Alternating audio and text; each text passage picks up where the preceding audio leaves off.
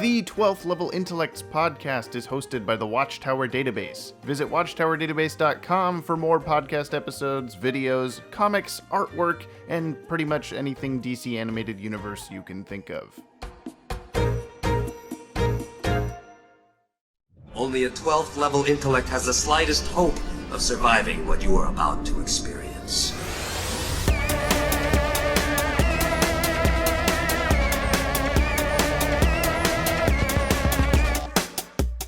If they wanted the Legends Star Wars to be canon, they should have made it clear in the stories that it was canon. All right, how do we start the podcast? What's the dank joke? With that line, with you just saying if they wanted it to be canon, they should have made it clear. Okay, then we've already started, I suppose. I guess so. I think we're here. Yeah, we're in the podcast. We're in the podcast now.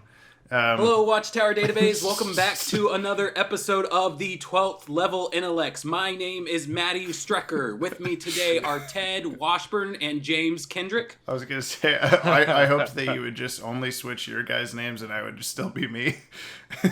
Nope, just you don't get to be you. I guess Maddie says that now. He's decided for himself that he says the title of the podcast. He thinks he's over here as an actual 12th level intellect? What is okay. this? I just, all right, Maddie. What is this episode? You guys were sitting there asking how we start, and I figured I'll take the reins. What is this, episode number 44, 45? Is it I think it's 44.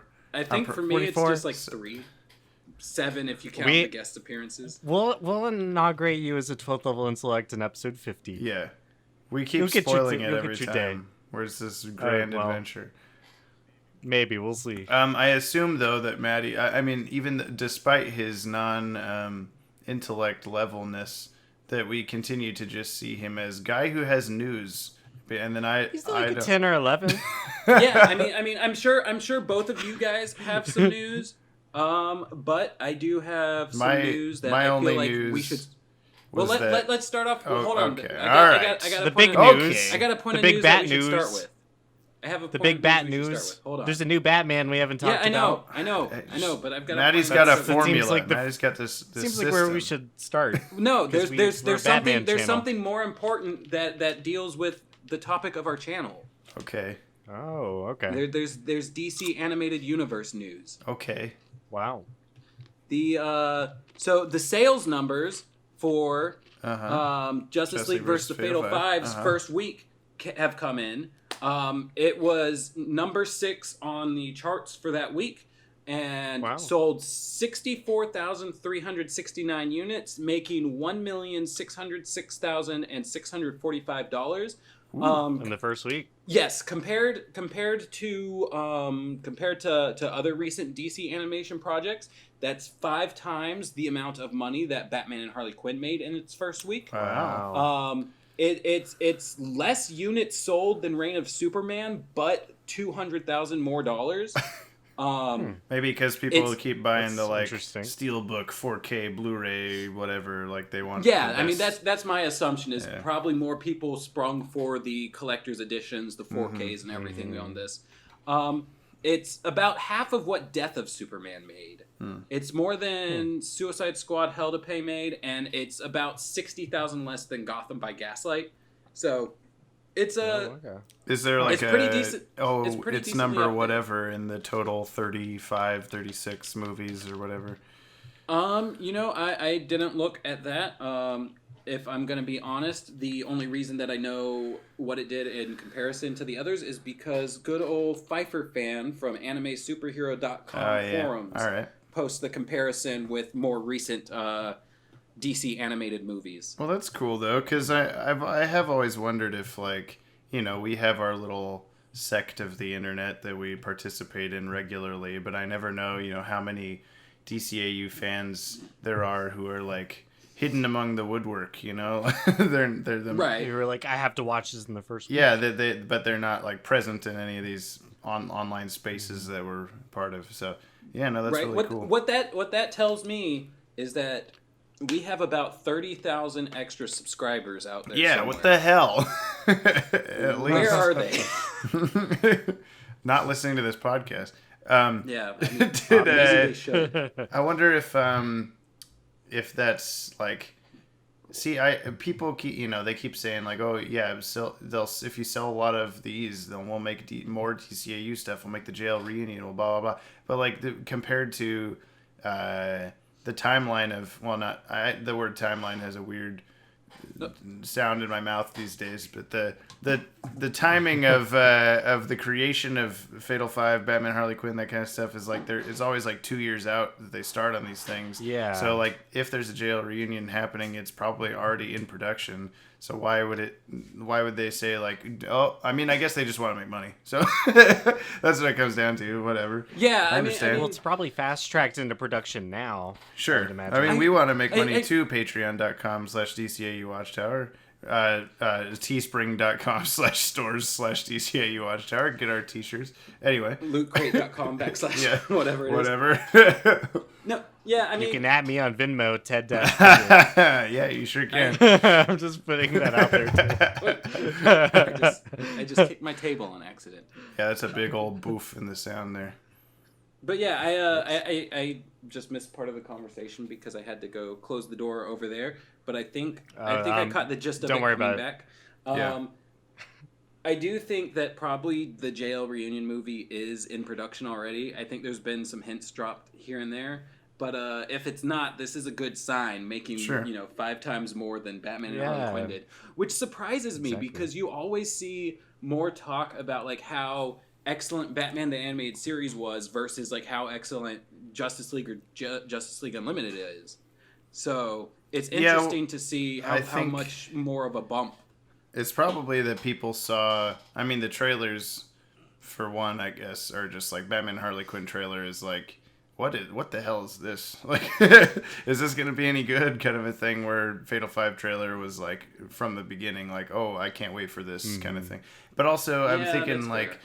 I hope that they don't take the wrong lesson from this and just start putting every movie in Tim style or something, because then we'll have just this giant mess on our hands of canonicity and people just, I like this movie, so therefore it's not. I hope that they do. I hope that they do put like.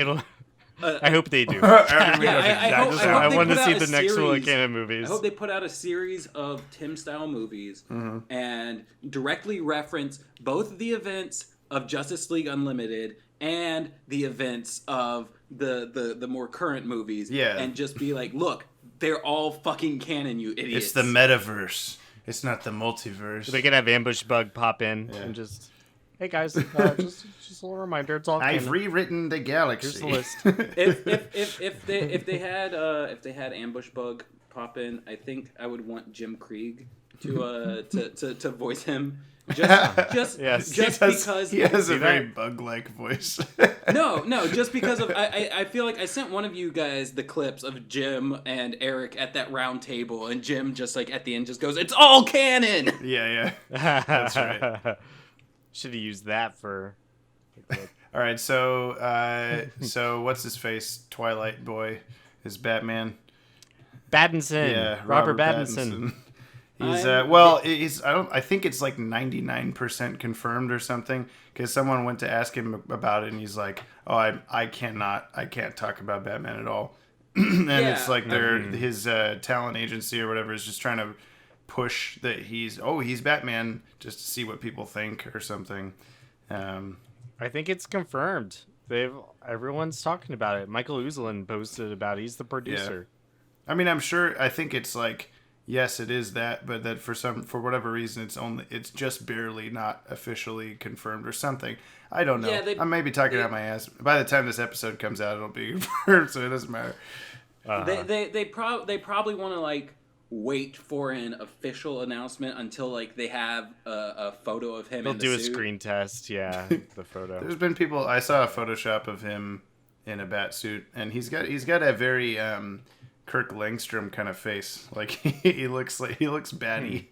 A little long in the face. Vampire bat. He's doing a movie with Willem Dafoe right now, and Willem Dafoe was talking on a press. Does Willem Dafoe play old him in the future or something? They look no, pretty he's similar. not in the Batman movie. It's a different movie. I think it's called I don't know actually what they're working on together, but he was talking in the interview all about Robert Pattinson's chin. Yeah. He was like, he's got the perfect chin to play Batman. That was like the context of the interview. He was like, have you seen that chin? That's I what acted everybody with that said chin." about Ben Affleck, because he just has this big, strong butt chin. You gotta have a good chin to play Batman. That's the most important aspect. Robert Pattinson's chin is just a triangle, but he can play the Batman. There was an article that came out today, it looks like, that Jim Lee posts like a Twitter photo or something, and like it shows the screens to like a couple tablets, his passport, and his Nintendo Switch, and at the bottom of one of the tablets, you see Robert Pattinson's name on it. So it's an Easter egg. It seems like he's teasing. So, well, we may never know. So, yeah, I mean, let's see what else. I heard something related. I heard the villains are confirmed for that movie. It's like Penguin, I think. That we can expect the Penguin and Catwoman. Interesting. Batman Returns. He returns again. No, for real. I'm down for it. Maybe Deathstroke. He was always rumored to be in it back when he was a Ben Affleck. People pushing for Twilight Girl as Catwoman. I can't remember her name. Oh yeah, Kristen Stewart. Yeah, that's the Kirsten. I almost said Kristen Dunst. Yeah, I was thinking it too. Wrong, Kirsten. Speaking of Catwoman, moving on. Batman and Catwoman. Yeah, we got an announcement that Tom King is dropping Batman after issue 87 to start up a 12-issue run of Batman and Catwoman. Do you think that there was the whole like, oh, Tom King's getting fired from Batman rumor on purpose in order to spread like so that people would talk about him, and then no, that boy got fired. But he's on a different book. I'm just saying I think he got fired from Batman. Okay, but Batman's one of their longest running, most important books. Okay, Ted. Yeah, comic boy. Well, I don't know. The rumors say Bob Harris, the EVP, doesn't like Tom King's Batman run and wanted him off the book. Oh, well, that seems to be where the fingers either pointing. way, it's going to be a 12-issue run, which now takes his 100-issue arc into a 97-issue arc.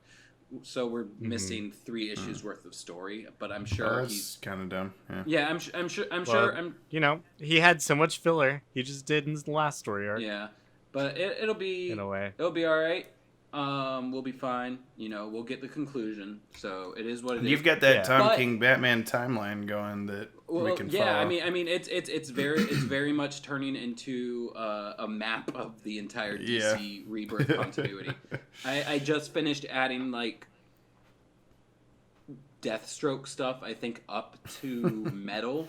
So nice. We need those American Dad pills that make you not have to go to sleep, so that we can get way more stuff done. Crack cocaine? Yeah, that's it. If only. But, so I'm mad at Tom King right now. Tom King. Yeah. It's Heroes in Crisis makes me really angry with Tom King. Well, but I like him for Mr. Miracle. Well, and for his vision. I haven't finished Heroes in Crisis yet, so don't spoil it for me. But I haven't actually either. I read half the last issue. Oh, it's not. I thought it wasn't done because of Doomsday. Last Clock. issue came out. Oh, because of Doomsday Clock. Okay. Yeah. It had nothing to do with Doomsday Clock. But okay. On top of Batman and Catwoman, Tom King has also been confirmed to be co-writing New Gods with Ava the movie, right? DuVernay? Yeah. Really? The movie? I know it has Miracle and Barda as the main characters. That's cool. That's been confirmed. That's cool they're using him then, because currently it's definitely confirmed. Yeah, he's in the zeitgeist as Mr. Miracle Man. What's the she's the director. She was the director of A Wrinkle in Time, I think. Yeah, and Selma, and the recent movie. It was based off the Central Park 5 that just came out. I think When They See Us or whatever it's called. Yeah, When They See Us. She just directed that. Was that a Netflix movie? I've seen stuff about that and I want to watch it, but I don't. That's kind of a weird assortment of titles. But she She I actually just saw her talk on, I think it was Colbert or Jimmy Fallon, I forget which one, but she was talking about how she didn't want to be typecast as the director, like social justice Yeah. woman, directing films. Even though like Selma was an Academy Award nominated film, and she does a good job at that, but like wanted to do the more fantastical stuff. I feel like a New Gods thing could still pull those same kind of types of stories from bugs and all that stuff. It's very much like the CGI heavy type of big budget films versus the more independent, she's definitely been doing period piece. I'm interested to see it. So it'll be me too. They'll have a very like Selma type movie for 75%, and the last couple scenes is we've written here you have to fight a big gray villain at the end. Sorry, lightning, smoke, big gray villain. You have to do it. It's in the contract. It's not lost. Yeah. So sticking with some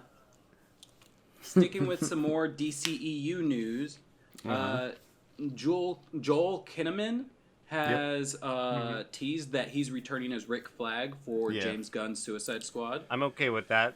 I didn't watch the first one, but that is relevant to our podcast listeners' interests. So there's that. I own Suicide Squad on Blu-ray only because I thought Justice League was going to be this amazing thing. So I was buying everything up until Justice League.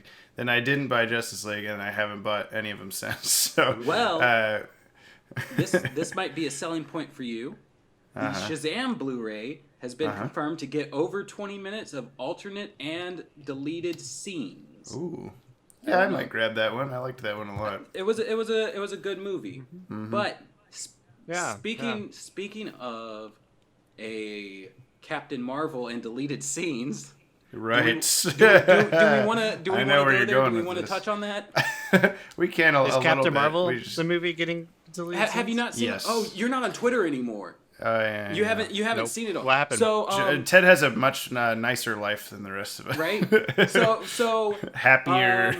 They released a longer version of the scene where she steals the bike, and the guy's like, "How about a smile for us, honey," or whatever, and the bike. Yeah, the guy pulls up on the bike and he's like, "How about a smile?" And she's like, "Nope, I'm looking at a map," and then she steals his bike.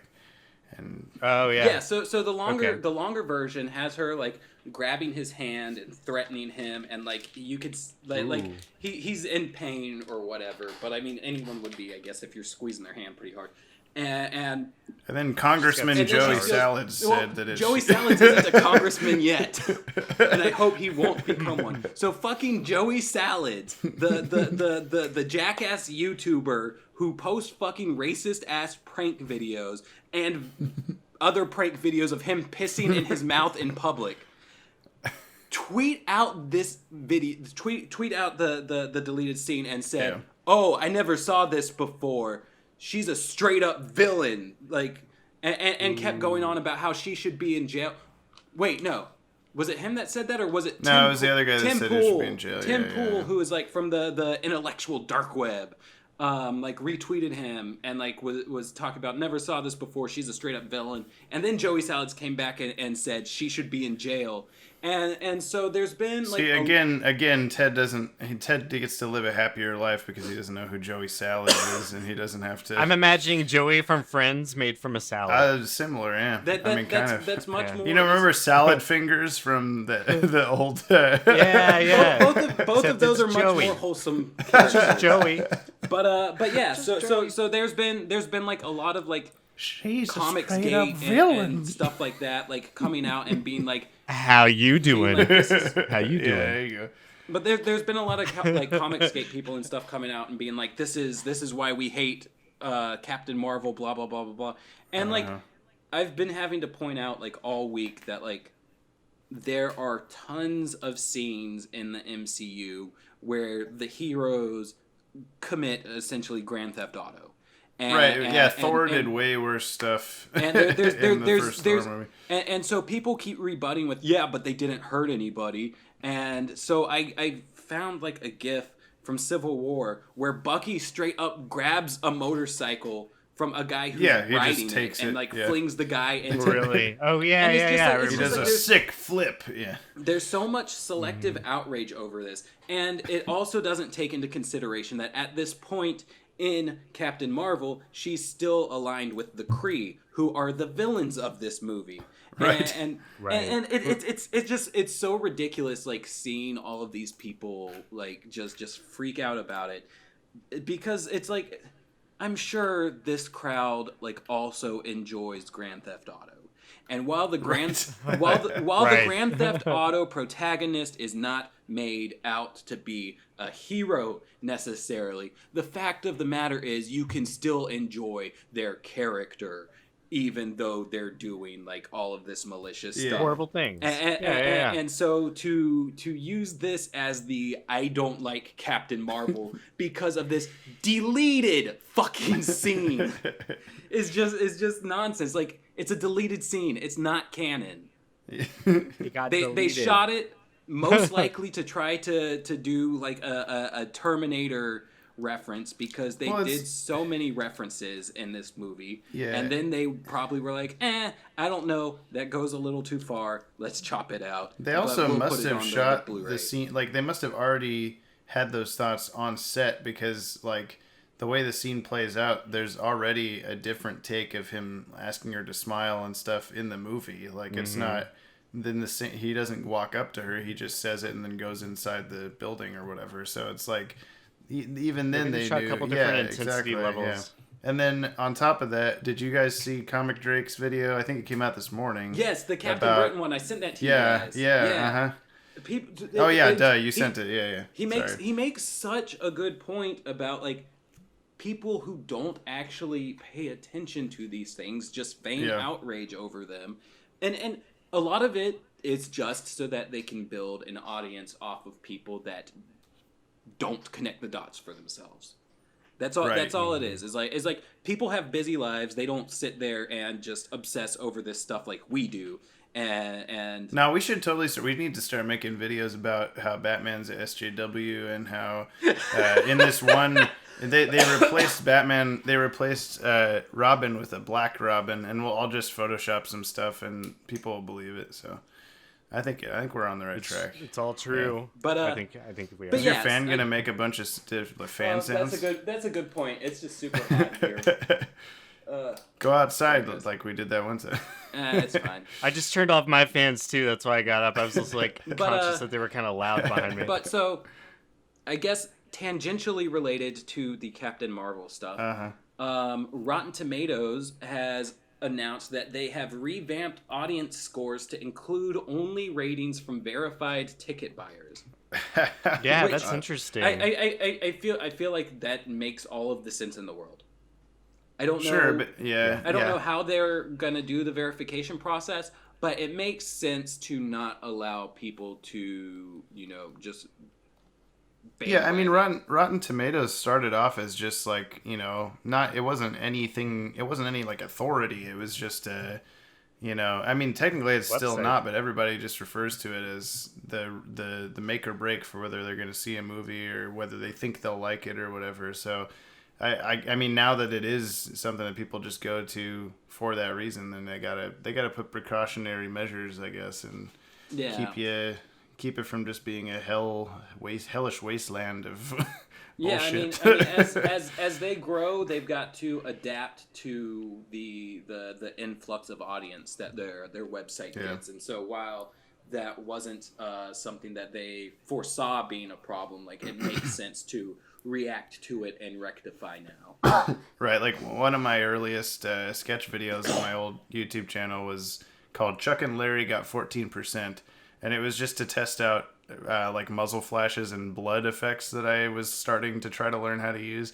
And it was just a couple of friends who were just ad-libbing like, oh, hey, what you been up to? Oh, just doing this, doing that. And, oh, I saw Chuck and Larry. You what? Yeah, I now pronounce it Chuck and Larry. I went and saw that. Oh, yeah, it's pretty good. And then he just shoots him like a billion times in a row. And he's just completely shredded up and bloody everywhere. And then he just holds the gun to his head. Chuck and Larry got 14% on Rotten Tomatoes and shoots him in the head. And that's the whole sketch. It's like completely based around, like, even in 2005 or whatever, that was just the thing that you refer to Rotten Tomatoes. Being a movie snob.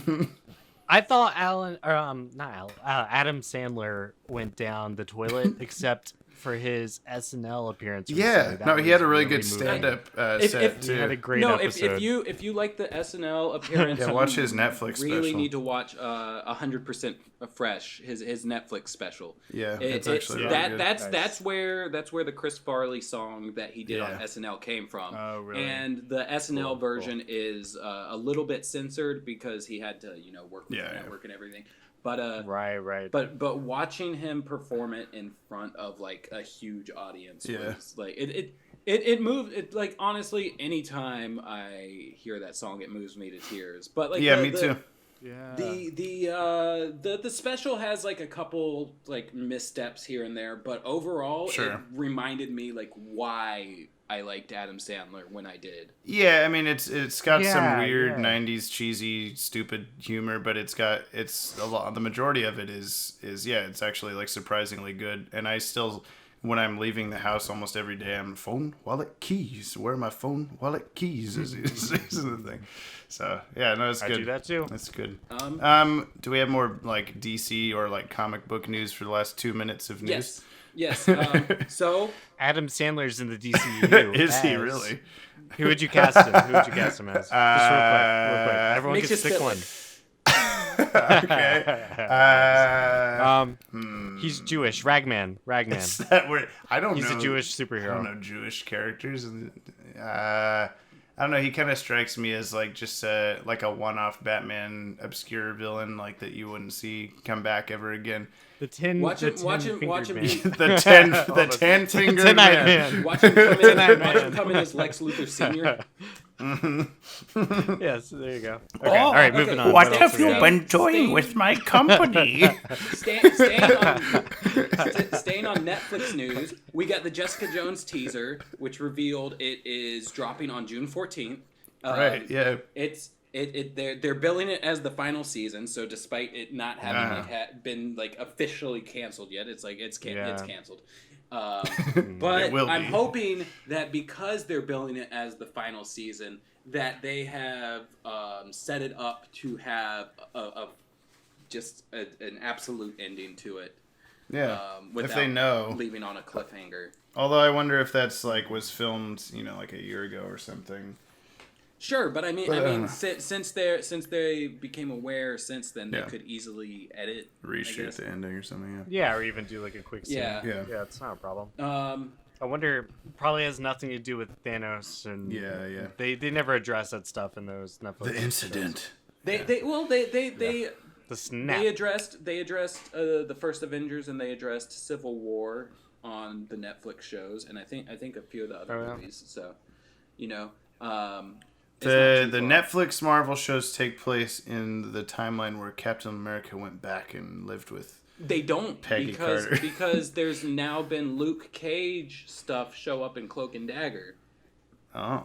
And really? and Cloak and Dagger's from what I understand is Hulu one is more Freeform, but the Hulu one is Runaways. But from what I understand, Cloak and Dagger's a bit more connected than the Netflix shows were. So if they're bringing the Netflix show stuff into their TV series, then I assume I can see it being a lot easier or a lot more likely, I guess, for them to bring in the Daredevil characters, those characters into the movies post Endgame, because it's not like, I feel like anything prior to Endgame was like, don't mess with the story. We have to have this very specific untouchable thing. Like, we got to do it. We got to get to Endgame perfectly.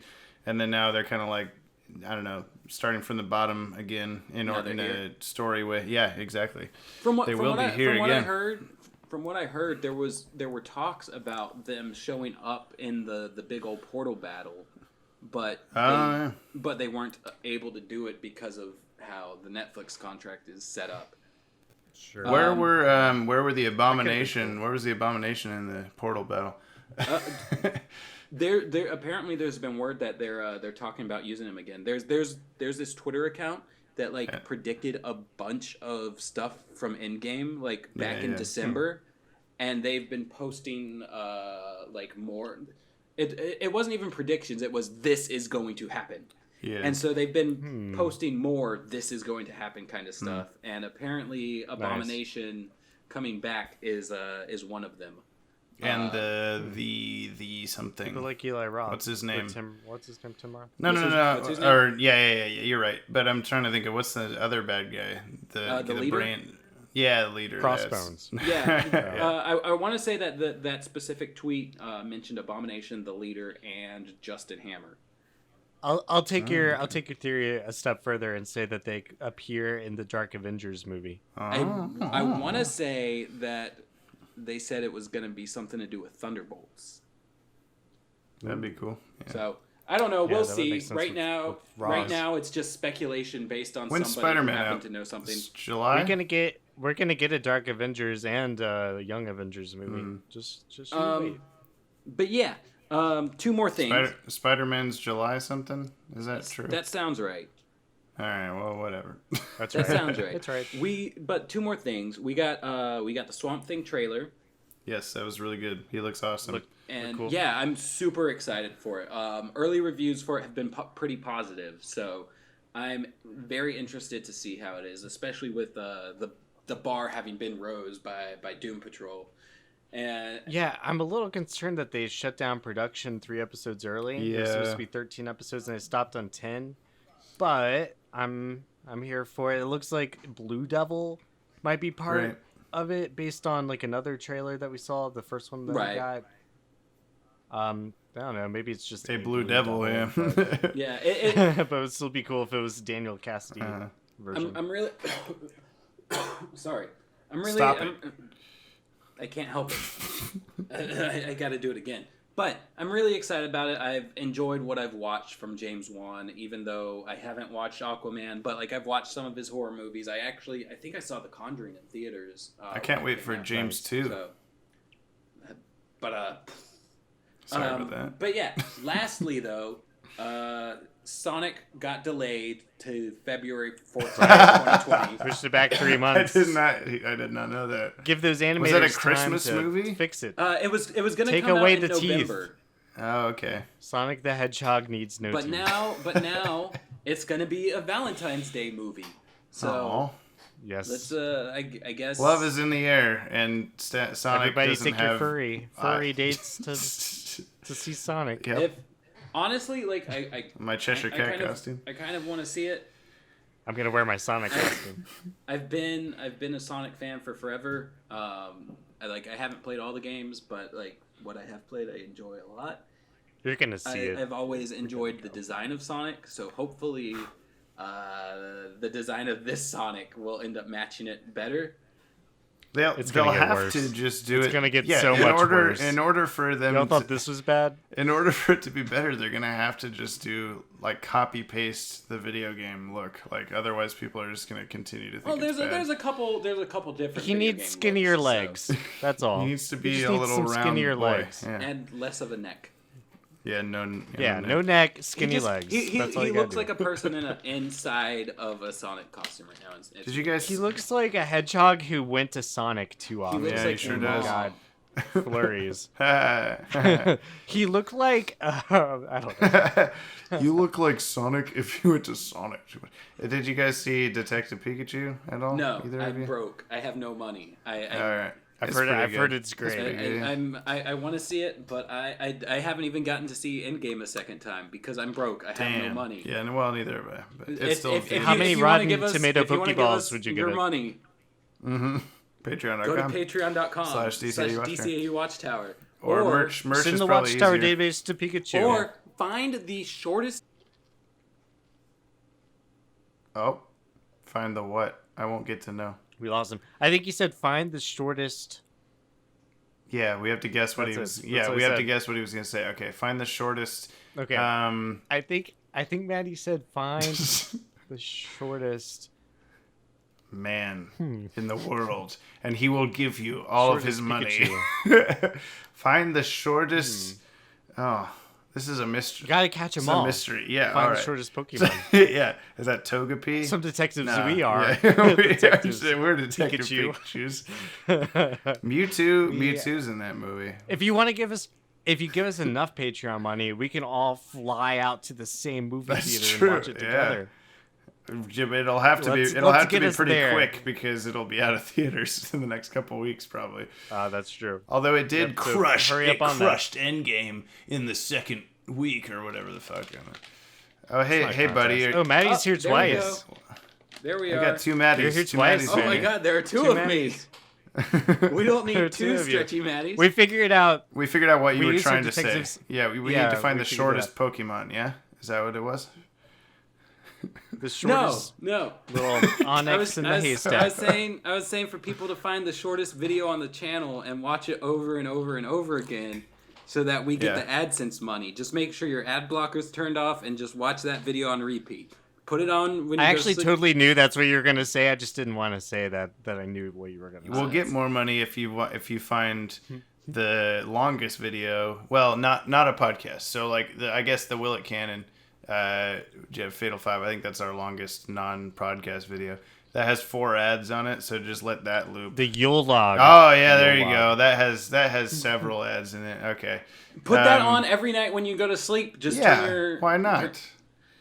turn down the volume do it. and Turn go. your TV to the Yule log. I was so happy to Well, y'all should be. hear that Eric Carrasco put that on it at Christmas time. That was pretty cool. I'm honestly a little embarrassed that he did. I can't even remember half of the weird things we said in that. So I don't ever want to look. well, drunk, yeah.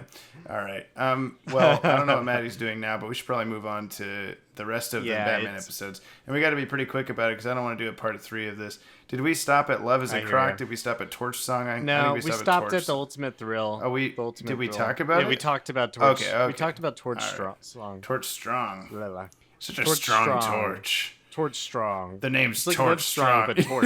Yeah, hashtag Torch Strong. Torch Strong, brother Guitar Strong.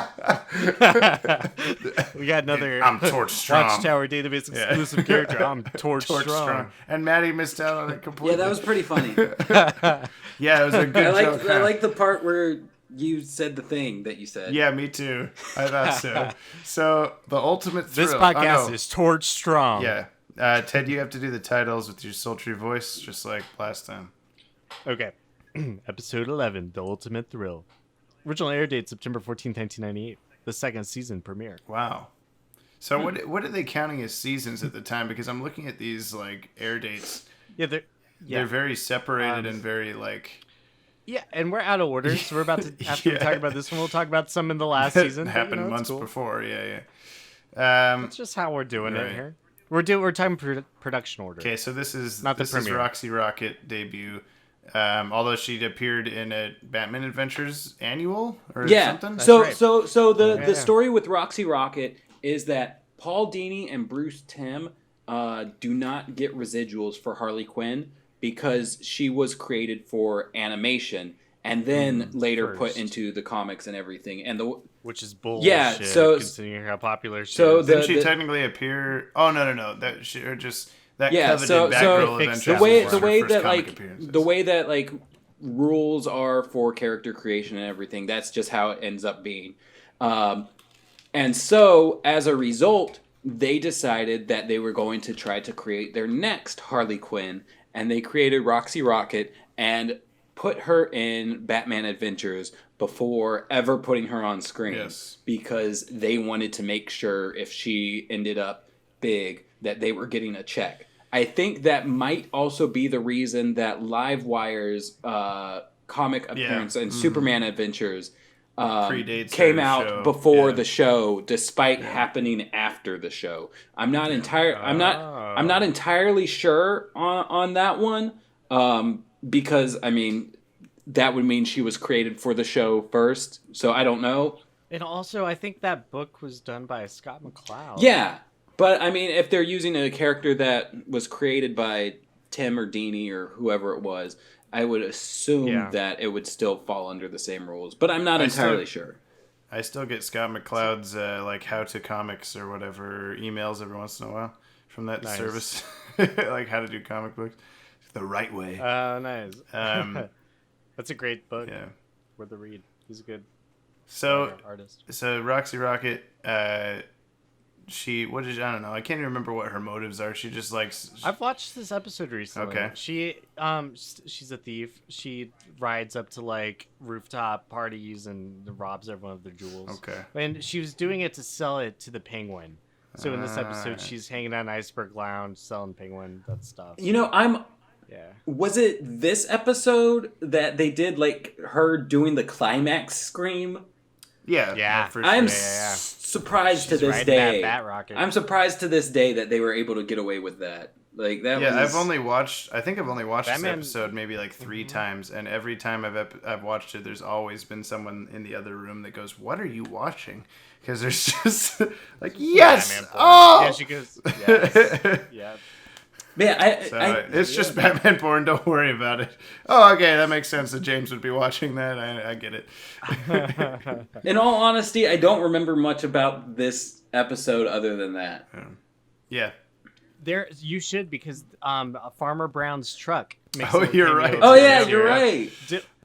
When she flies through the tunnel. You're right. Which it's foreshadowing. Yeah. I had just recently learned about that. Like I think right before you guys came to town.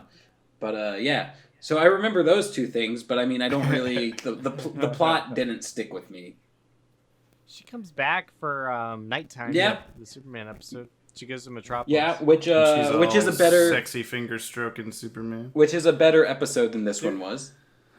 Sure. There was an episode of the Justice League Adventures, I think it was number 6, where Hawk Girl impersonates Roxy Rocket. You mean an issue? While they're on that. Yeah, that was number 6. Yeah, I remember. That was by Dan Slott. Villains. All right, moving on. Next one. Okay. Episode 12. Episode 12. Over the Edge. Original air date May 23rd, 1998. Best episode. Probably the best episode of this series. Yeah. Yeah. So I feel whenever I first started rewatching the new the whole DCAU back in like 2012, like I didn't remember this episode from childhood. Like I had vague memories of it, but like coming to figure out the twist of everything like really like hit pretty hard. But then like after you know what's going on and that memory sticks with you because you're an adult now and you recall what you've watched. It doesn't think, but I don't remember the Roxy Rocket episode. Yeah, well, I mean, you recall the stuff you watch that's impactful. Sure. So it doesn't have as much impact on later viewings now that like you know what's going on.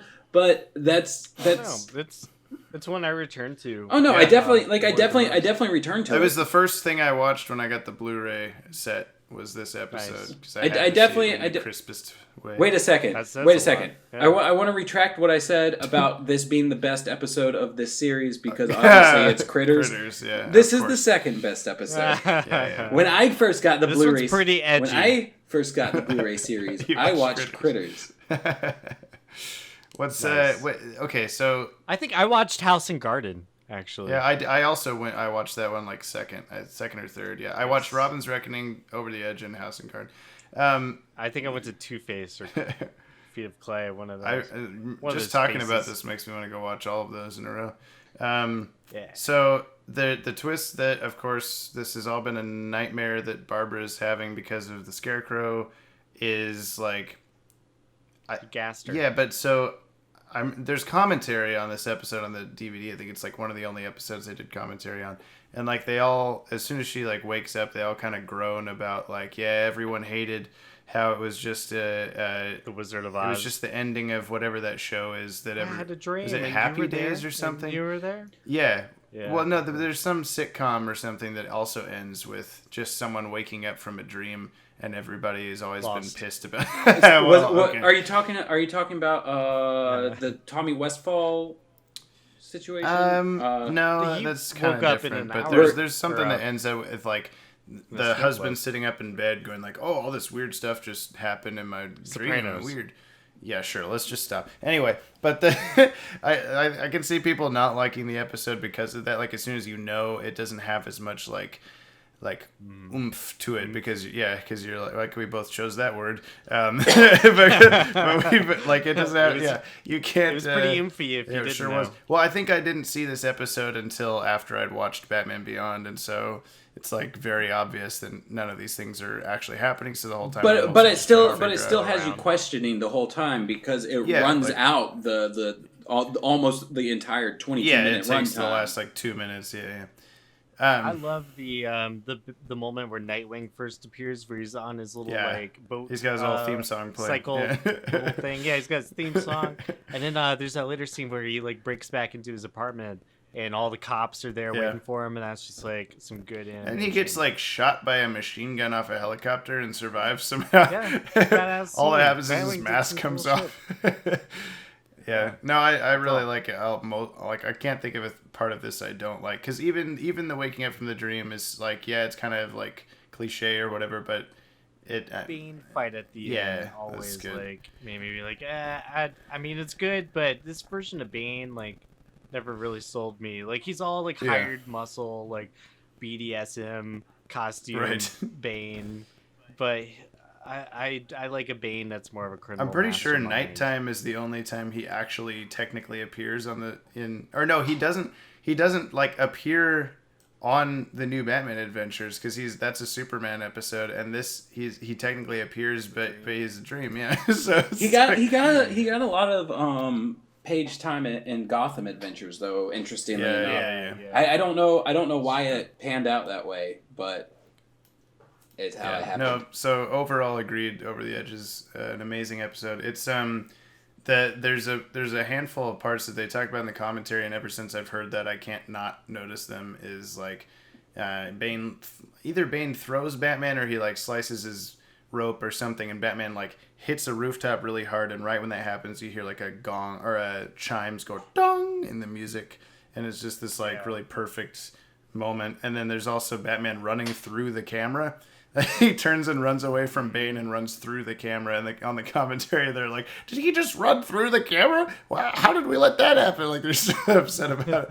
But, I don't know. I used that little run through the camera shot in our like 2019 Batman medley video, because it's a cool shot. It's also worth mentioning that this specific episode got a sequel in the Batman Beyond Volume 2, number 13 in like 2000 or something like that, and it's got a lot of implications for the future of Barbara Gordon in between. It sure does. In between shows. See 3 days from now, Vanishing Point, which I still need to record. Yeah, you gotta do that. Moving on. Episode number 13, Mean Seasons. I just watched this. Original air date, April 25th, 1998. I watched this like 3 weeks ago. Why? Because the animation in it is spectacular. It's not a great episode, but whatever company that did the animation is like, it's one of the best episodes.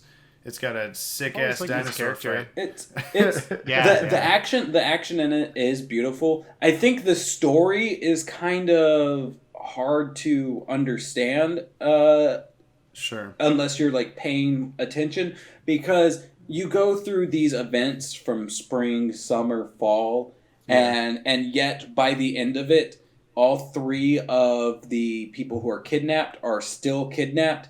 And so they just been kidnapped for like 6 months or something. So it leads people to think that Batman's doing a bad job. But if you pay attention, like at the start, they're just like, oh, so-and-so's retirement is like in X amount of days. And then at the end, you see the retirement play out. So I guess despite them being themed events for different seasons, they're not actually happening. It's all stuff that like technically happens around the same time of year. I think you should do a Vanishing Point episode on that show. Yeah, at some point. But like it's like on everyone's minds. Yeah, but so it's really confusing to keep track of, and they could have executed it a bit better. Do we think Calendar Girl should have just been Calendar Man, or do we like that they changed it up? I like that they changed it up. I can't believe that. I can't believe that they why would fucking they replace... gender swapped Yeah, I know. characters. Just make a new character. I mean, it's 2019. What is a man? It's 1997. What's a calendar? What is a even? calendar? Yeah. Oh boy. Anyway, what? Yeah. All right, episode number 14, the best episode of the series, Critters. The DCAU, Yes. really. Yes. Original air date September 19th, 1998. Critters is the best episode of all time, and instead of a review, you should just slap in the entire commentary track we did on it. Right now. Yeah. People will be like, I "Why should is this put one that up 3 too, hours yeah. long?" Yeah. But no, This is a good time because- it's good timing with what we're doing to put it up on the channel. So maybe I'll do that. yeah, I think. legitimately, it is my favorite episode of the entire DCAU. While fun. story-wise, it's not as epic as, say, the Cadmus arc or anything like that. There is just an undeniable amount of humor that plays out very well in this episode. The goat. literally every time.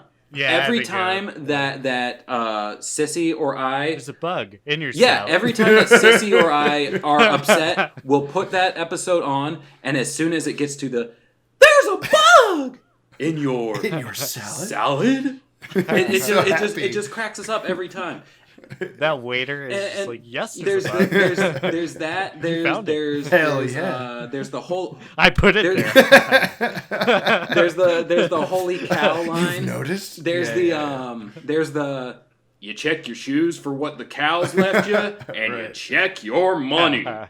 And not to mention, there is a fucking scene of Batman fighting a pitchfork twirling farmer. What more do you need? They have who's like a giving him a run rocket for ship his money? silo. That's Yeah. pretty cool. Like, it's honestly, I've heard it said before. I think actually by the guy who wrote this.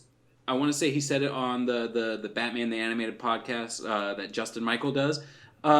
He said that it is supposed to be a Batman 66 episode Yeah. in the new Batman Adventure style. And Yeah, if you yeah. look at it through that lens, it holds up so well. For Like, me, I think this. I love the wallpaper Yeah, of Farmer the sky, Brown's yeah. lab Yes! because it looks like the blue sky. Yes, like the Toy and, Story and you bedroom don't realize it wallpaper. first until he goes Yeah. through the Yeah. elevator. It pulls out. Like, it is- yeah. That's one of the best shots. It's just so good. And I think, if I remember correctly, I want to say this is the first episode that they got Tommy Tejeda to work on, who is a genius artist. I want to say that they brought him up specifically in the commentary track. He designed because they liked the way that he lot of does the bugs and eyes. stuff. Yeah. Also, Nice. that goat stole my donut! So Yeah. when we watched this a couple months ago, when we were all together for Comic-Con, I hadn't seen it since I bought the Batman DVDs, the box sets with the like yellow cases. Easy one to see. Yeah. Because I'm pretty sure this one has commentary also. I want to say. Yeah. Because I think it like from the creators because it was just like it's the most ridiculous episode. And I think at the time, like, I took their comments as they're not like embarrassed by the episode, but they definitely understand how it's, people wouldn't like it or whatever. And I think I took it as the same as like This Little Piggy or Kid Stuff kind of episodes of Justice League where when they happened, I was like, what the hell? Like, don't introduce a 60-person Justice League full of badasses and then do these stupid ass little story. Like I was 11 years old, 12 years or whatever. So it's like, I just want to see punching and explosions. What is happening? Why are you doing this? And then I go back to those silly episodes of Justice League because they're hilarious. They're just as good for different reasons. And I had since I hadn't seen Critters, and I was like, God damn it, I don't want to watch Critters. And then when we watched it, it's like, oh, this is actually great. This is amazing.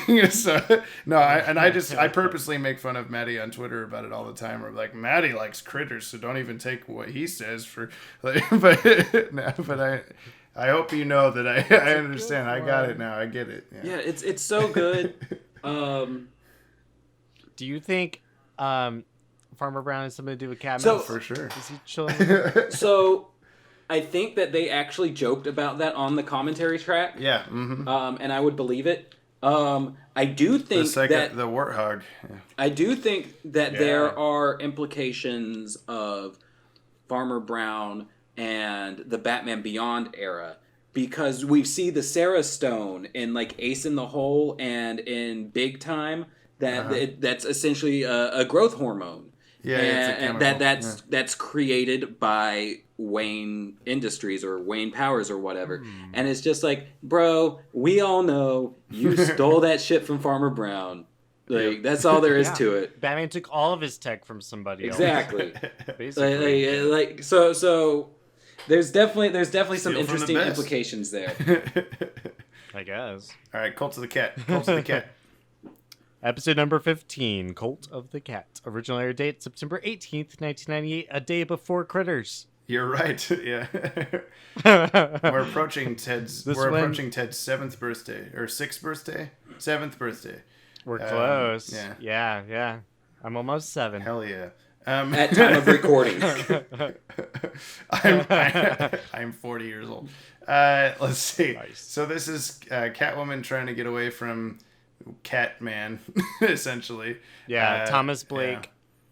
Who was also in the Batman Adventures comics as a separate Thomas Blake. He's a different Thomas Blake. So there's 2 Thomas Blakes, I guess. Or that comic's not canon. Or this episode's not canon. I'm going to go with what we see on screen gets thrown out. Yeah, makes sense. I much prefer a Catman who's a real Catman. I like the Catman with the brown costume who's part of Secret Six. It's the same Thomas Blake, but this is a very different version. But yeah, so this one had like an actual cult, and I think Batman was the only Bat family member. Yeah. And there was a hedge maze. What else happened in this episode? I remember there being like a big fight. There's a Batman big was saber-tooth forced to fight. Yeah, that's right. So that was a pretty cool. The first time I heard of this episode was from, I think it was a GeoCities website. I know we joked about GeoCities earlier, but I think it was there was like a obscure Batman villains like GeoCities website. I remember that one. Well, so you're probably thinking of the unused database. Oh, that is the one I'm thinking of. The one I'm thinking of was just some fan site of like, because obscure doesn't mean unused. Yeah, you're right. But yeah.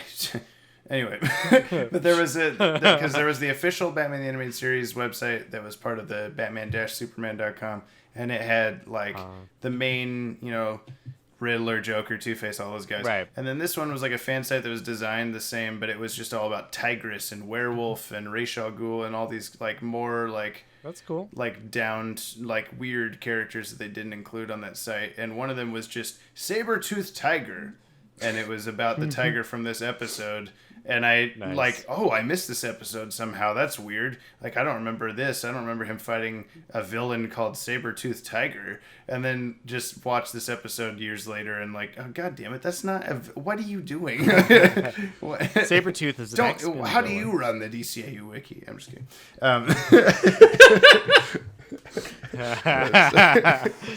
Shade has been cast. Episode number 16.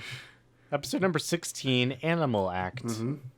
It sure is. This is, despite your thoughts, is not a Catwoman it's not a Critters episode, but either. a Mad Hatter episode. I don't know. There's nothing remarkable about this episode at all. There really isn't. It's nice seeing Dick return to the circus people, but I feel like there was more interesting stuff they could have done with it. Yeah, and it's also like the second time he goes back, but it may be the first time, and who knows? Yeah, I think it plays out. I think it plays out better in the Batman Adventures comics. The comic with the dead man thing. Yeah. Where you see Mr. Haley is taken to jail. You see the origin of Dead Man. And I always like being suspicious of Mr. Haley story. It's a good thing. I think Ty Templeton knew the the backstory for Dick better than whoever wrote this episode, and was able to. So this episode also assumes that you're not going to recognize Mad Hatter as this clown that's in the entire episode. And it's like he got a redesign. I know. So I guess if you don't we've seen him looking weird. Yeah, if you don't keep up with if you don't print out every single page of Batman Superman.com and put them in a binder like me, then how would you know that that's Mad Hatter? Yeah. Really quickly, let me. I know. I just said Ty Templeton knew the backstory better than whoever wrote this. I just looked up who wrote this. It was Hilary J. Bader, who also wrote the Batman Adventures: The Lost Years. And I feel a little poorly about speaking ill of the dead. I think and she did good stuff. She probably she's done plenty of good stuff. I just think that she knew.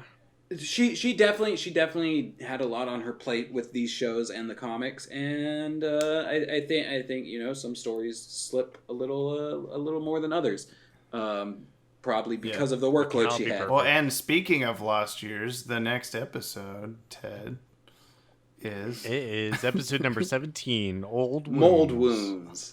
Original air date October 3rd, 1998. Batman the Brave and the Bold 7. Wounds. It is October 3rd, 1998. I am 7 years old. I'm talking like Dr. Manhattan. We'll talk more about that in Doomsday Clock. When we talk in the segment of this podcast called Doomsday Clock. This was a great episode. This is one of my favorites. I go back to it a lot because it's cool to see Dick Grayson Robin in the new animation. And you finally get to see what happened. Yeah. This is definitely a really strong episode. It's iconic. There is a reason that they did a very close parallel in Titans, because this is an iconic like Robin and Batman split story, and sort of the Teen Titans cartoon also. I mean, I know that that's just a thing that happens in like the 80s comics, is he splits from Batman and makes the Titans, but the Teen Titans Go, standing in his shadow. Yeah, exactly.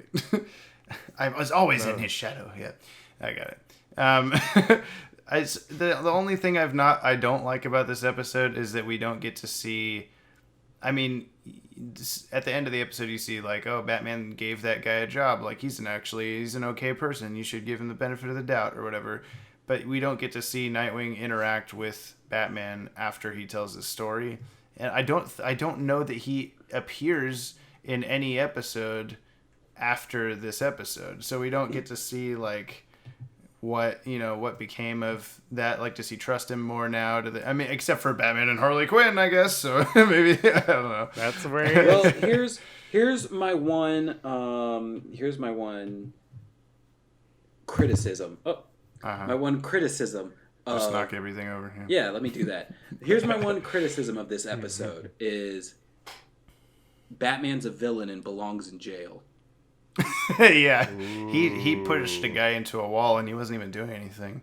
He was just trying to take care of his in front of his kid. Trying to take care of his family, and Batman just brutalized him in front of his child. Like, Batman's a villain and belongs in jail.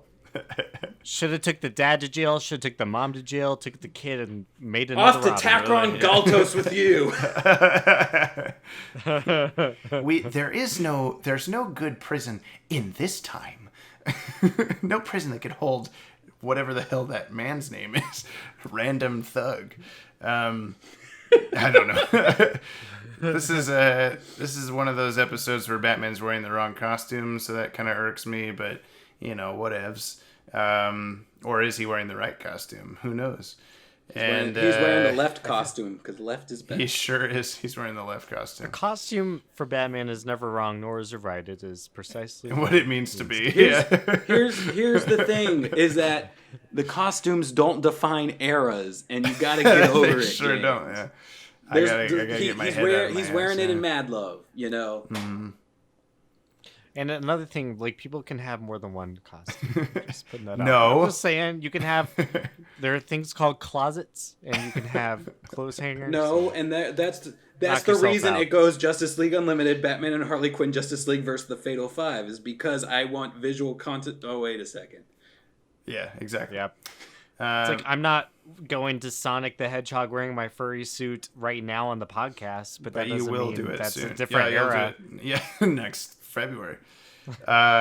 Demon Within. Next. Okay. Oh, hey, you don't have a sexy voice. The to read Demon these titles. Within. The original air Hey, date. episode number 18, The Demon Within. The original air date May 9th, 1998. You gotta say all this stuff. I'm Ted Kendrick. And I'm Well, this one's one of my favorite Chaz episodes. Chazington. Chaz Michaels.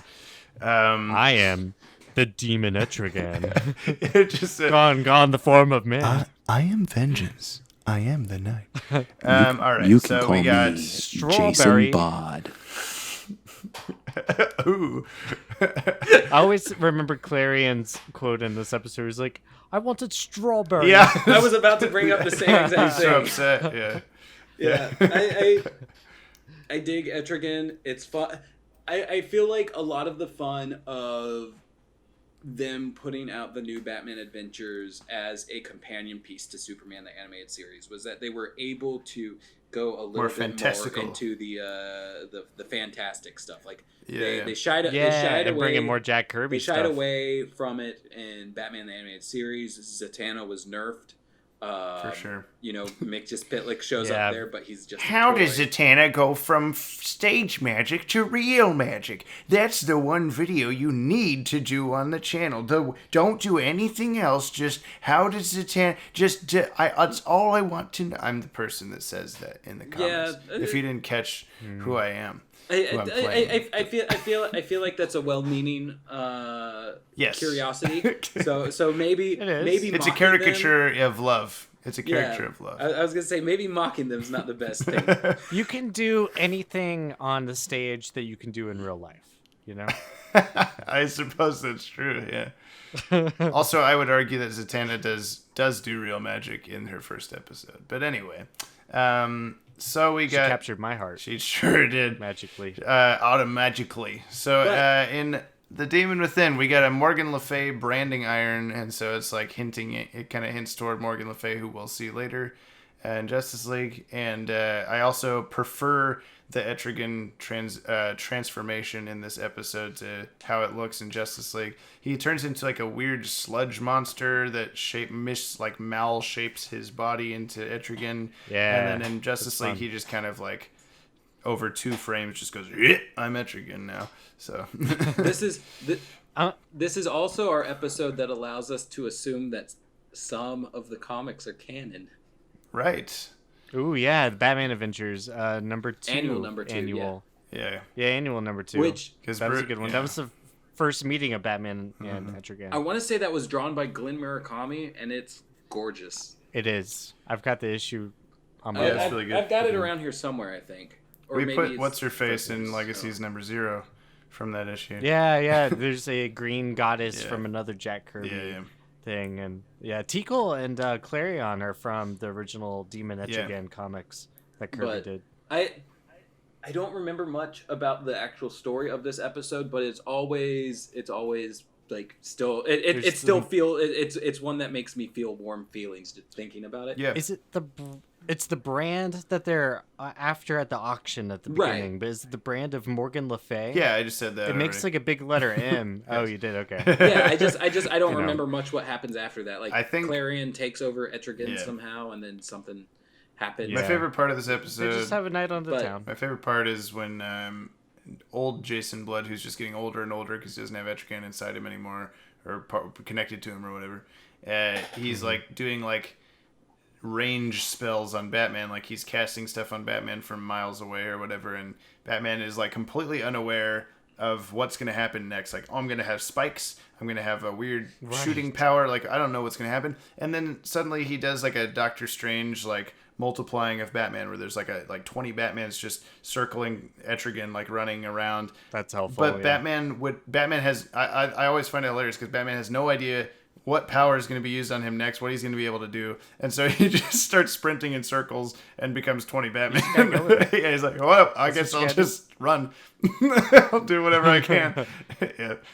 So, but yeah, no, I like this episode. I haven't watched it in a while, but it's a good. I like it a lot. I too. might watch it tonight or tomorrow or something.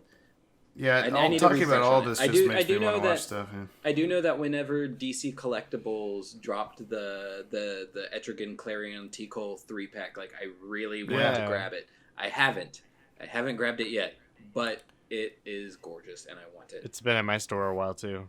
I've got the Zatanna figure. I was trying to show that off to Oh. you earlier. While I keep talking, I can check that out. There's Zatanna. You can't see it if you're listening to the podcast, but Oh yeah, they can. They're in That's your room. Zatanna. They're behind you right now. I hope so. Hey guys. So you guys Yeah. are going to start talking about Legends of the Dark Knight, and I'm going to be able to hear you on my Bluetooth headphones, but I'm going to be peeing in the other room. So keep going. That's a nice image. Episode 19, Legends of the Dark Knight. Original air date October 10th, 1998. Such Um, a fun episode. The gay jokes, I can hear James peeing in the background. the gay jokes aged poorly. Where they tried to slight Joel they were making fun of Schumacher. Yeah. Schumacher. So, that's fun. That's disgusting, That's- James. Yeah, I at least closed the door when I went. Legends of the Dark Knight, am I right? Yeah, we're just gonna restart talking about this episode when he gets back. I'm taking my headphones At off. least James has a healthy stream. That's what makes you a 12th level intellect. I hit the sack. I bet you know it's good to be back. Okay, so here's the deal. Y'all are lucky you can't smell this. I assume podcast. we've all continued to record, yes? I Like never we haven't stopped recording. Okay, You just gotta edit it out, dude. did you stop? I have not stopped. Okay, yeah, No. good. Yeah, So you just gotta edit it out, man. So what just happened is I got up to pee. I didn't know my headphones apparently have like a little microphone in them, and they heard me pee, and that was not intended. But now that I know that my headphones have a microphone, I really wish that I could just like that it was a good enough microphone for And it like recording So are the you podcast recording- because then I could and that is just just Are you walk around recording my two house. audio streams right now? Am I what?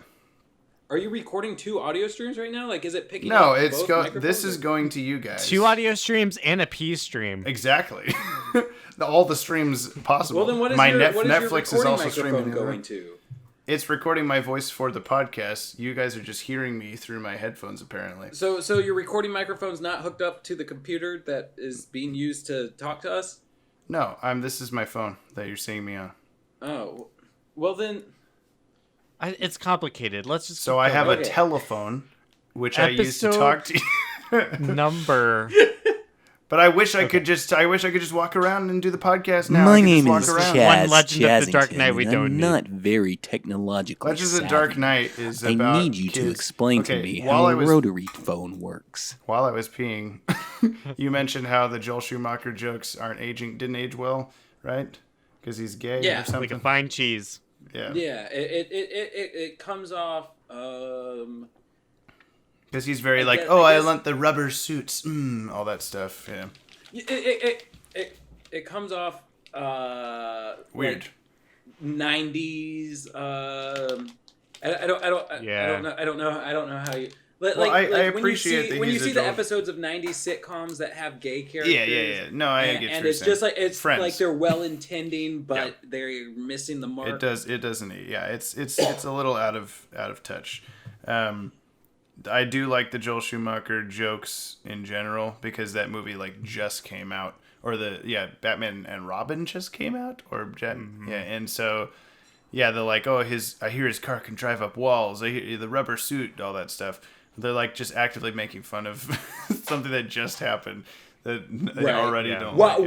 While they're also paying tribute Uh-huh. to, other iterations of Batman. Which, like, nowadays, even as non-recently as that Batman Brave and the Bold, Night of the Batman, like, they have, like, the George Clooney Batman and the Batman Beyond short, they've got the Michael Keaton. Like, nowadays, that would be, like, taken as equally, like, worthy of paying tribute to or whatever. But So something that I just thought of because you just brought it up. Darwin Cook was a storyboard artist on this episode, and was He made that short.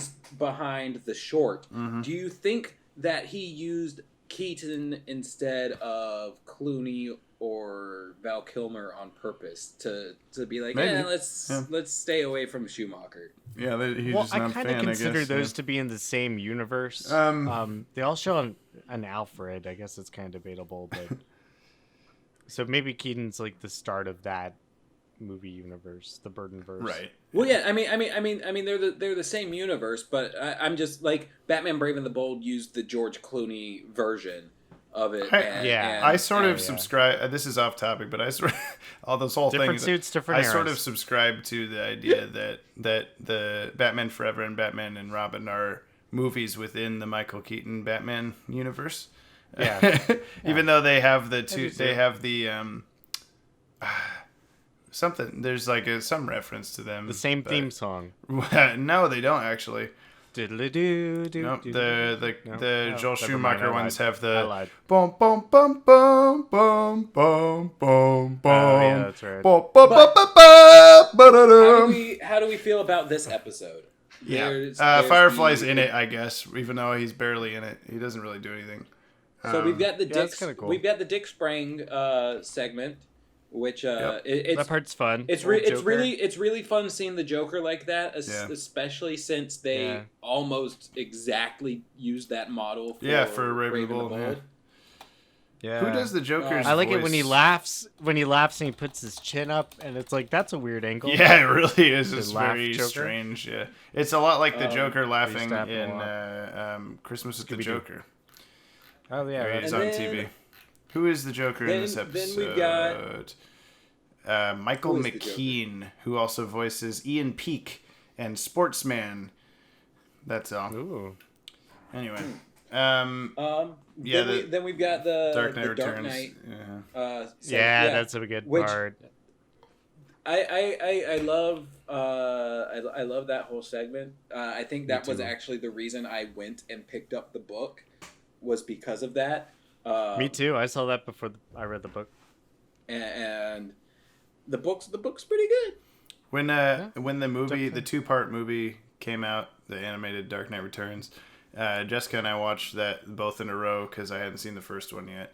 And after, 3 hours or more of watching that, I found just the clip of this episode's Dark Knight Returns portion and showed it to her as like they paid tribute to it in this episode. And, there's all the moments of like Batman grabbing the guy through the wall and the big tank Batmobile and the mud fight and all that stuff. And Jessica was like, "What? Like this is exactly the same." Like in a how could they kind of way. And like, no, it's on purpose. It's supposed to be. It's the same. And they didn't steal it. It's very much intended to be that. But, yeah. Nice. Wasn't there one more No, homage? there's only 2. No, it was I just always two. think it there's 3, but there's not. There's Because just there's 3 2. kids. Yeah. But the other kid is like He gets- it's normal. probably in my mind as 3 because Holiday Nights had 3. Maybe, but I also I think it is like there's the kid that says, "Yeah, my grandpa was a night watchman on whatever security guard on the place." the first And one. then the other one's just like, "No, I hear he's really old and Robin's a girl." And then there's no third story, but I always assume that the other kid has a story, but he does not. This isn't the only time that Carrie Kelly has shown up in the DC animated universe. Correct. That's right. There That was multiple Robins there was- issue. Yeah, what was it? A Batman and Robin Adventures issue, I think, where I think so. where there were a bunch of people who thought They could be that the next Batman was Robin, having yeah. tryouts for Robin. Yeah. And Nice. So I'm we reading got her. There's- I'm reading the DCAU wiki, trivia, and there's I didn't know this. The guy that voices there's a boy. One of the 3 kids is named Matt, and it's the same voice actor of Matt McGinnis from Batman Beyond. So that's interesting. Oh, really? Wow. He was testing the waters of voicing a character named Matt. His madness. His madness. This is madness. His Maddie. This ability. is Sparta. So yeah, I'm looking Episode at this number 20. Well, real quick, I'm looking at this Joker from this episode, and it looks better than the new Batman Adventures Joker. All right. Anyway, continue. He kind of looks like the Brave and the Bold Joker. Actually. Yeah, which we also mentioned. Are you listening, Tim? Are you part of the conversation? I just follow up and then repeat what you said earlier. Yeah, you're just Ted's hitting it home. Ted's that friend that repeats your jokes and everyone laughs louder, but except they already laughed. Because they didn't hear it the first time either. But except they already laughed at us, and now Ted's trying to get them to laugh louder, and it's not working. There was a guy doing that. He's just like, wait, guys, I can tell it funnier. Yeah. I can do it too. All right. Ready for the next one? Yeah. Episode number 20, Girls Night Out. Original air date, October 17th, 1998. Now, this is an episode that I always spell... And if the girls want to stay in, ladies... Okay. This was a fun one. I feel like they could have done more with the concept. It would have been nice to see like Renee Montoya brought in, or like Catwoman or Zatanna, or like do if you're gonna do a girls full episode, girl. Red Claw. just go Roxy Rocket. full on, Baby Doll. Yeah, just go full on, balls to the wall. Do Gotham Girls. Bring in. You can't do balls to the wall for a in, girls episode. Still bring in Livewire. Like who else was Volcana a thing already? Like yeah, you could do Lois more, Lane. but I'm sure it's a paying actors thing. But Summer Gleason. Yeah. But I mean, it was a lot of fun getting to see Barbara Batgirl and Supergirl. Yeah. Supergirl interact. They could have added a Catwoman in it. I'm just saying that because I know you already said it. Sorry, I'm just the meme. They could joke. I know we said that. See, already. now anytime you do it on accident, we'll be like, oh yeah, Ted's continuing the joke. He's aware of what he's doing. They could have exactly. They could have put in Emmy Lou Brown from Critters. Yes, that's a good idea. Honestly, Catwoman would have been a little out of place, I feel like, among these characters, because I feel like Catwoman is definitely like at least a decade older. She's a woman, not a girl. Well, I mean, yeah, even though they all have the same exact copy paste body type in this show, Catwoman is at least like 30 something and Supergirl's 16. So it's like Catwoman is a bit more sophisticated, I would say, than Harley or Livewire. I think it works well with these characters, especially like because Poison Ivy too. Yeah, because Poison Ivy kind of takes a liking to Livewire better, and Harley has to keep like trying to prove herself, but she's just a buffoon who can't do anything, hitting the ATM fall off boy over and over again with her giant hammer. I'm noticing. Yeah, I'm noticing on this this guide that we're looking at on the World's Finest website. Episode number 21. No, hang on, real quick. I'm noticing that we're led to believe that he got these straight from Warner Brothers, these little synopses or whatever, which I buy into completely, like because I've seen them other places, and but it's written girls, so plural girls, night NITE out, and girls is like. The night out belongs to the girls. So it's written girls apostrophe NITE out. However, I'm staring straight at the title card from the episode, and it actually is, night is spelled correctly, and it's one girl. Girls night out. So is it Livewire? Is she the girl? Is it her night out? Who is it? Who's the girl? Who's the main character of this episode? That's what My name is Chaz Chazington, and I'm trying to figure out what even is a girl in What even is a girl in 2019? Is that what we're calling him in the fake fictional version? Is Chaz Chazington?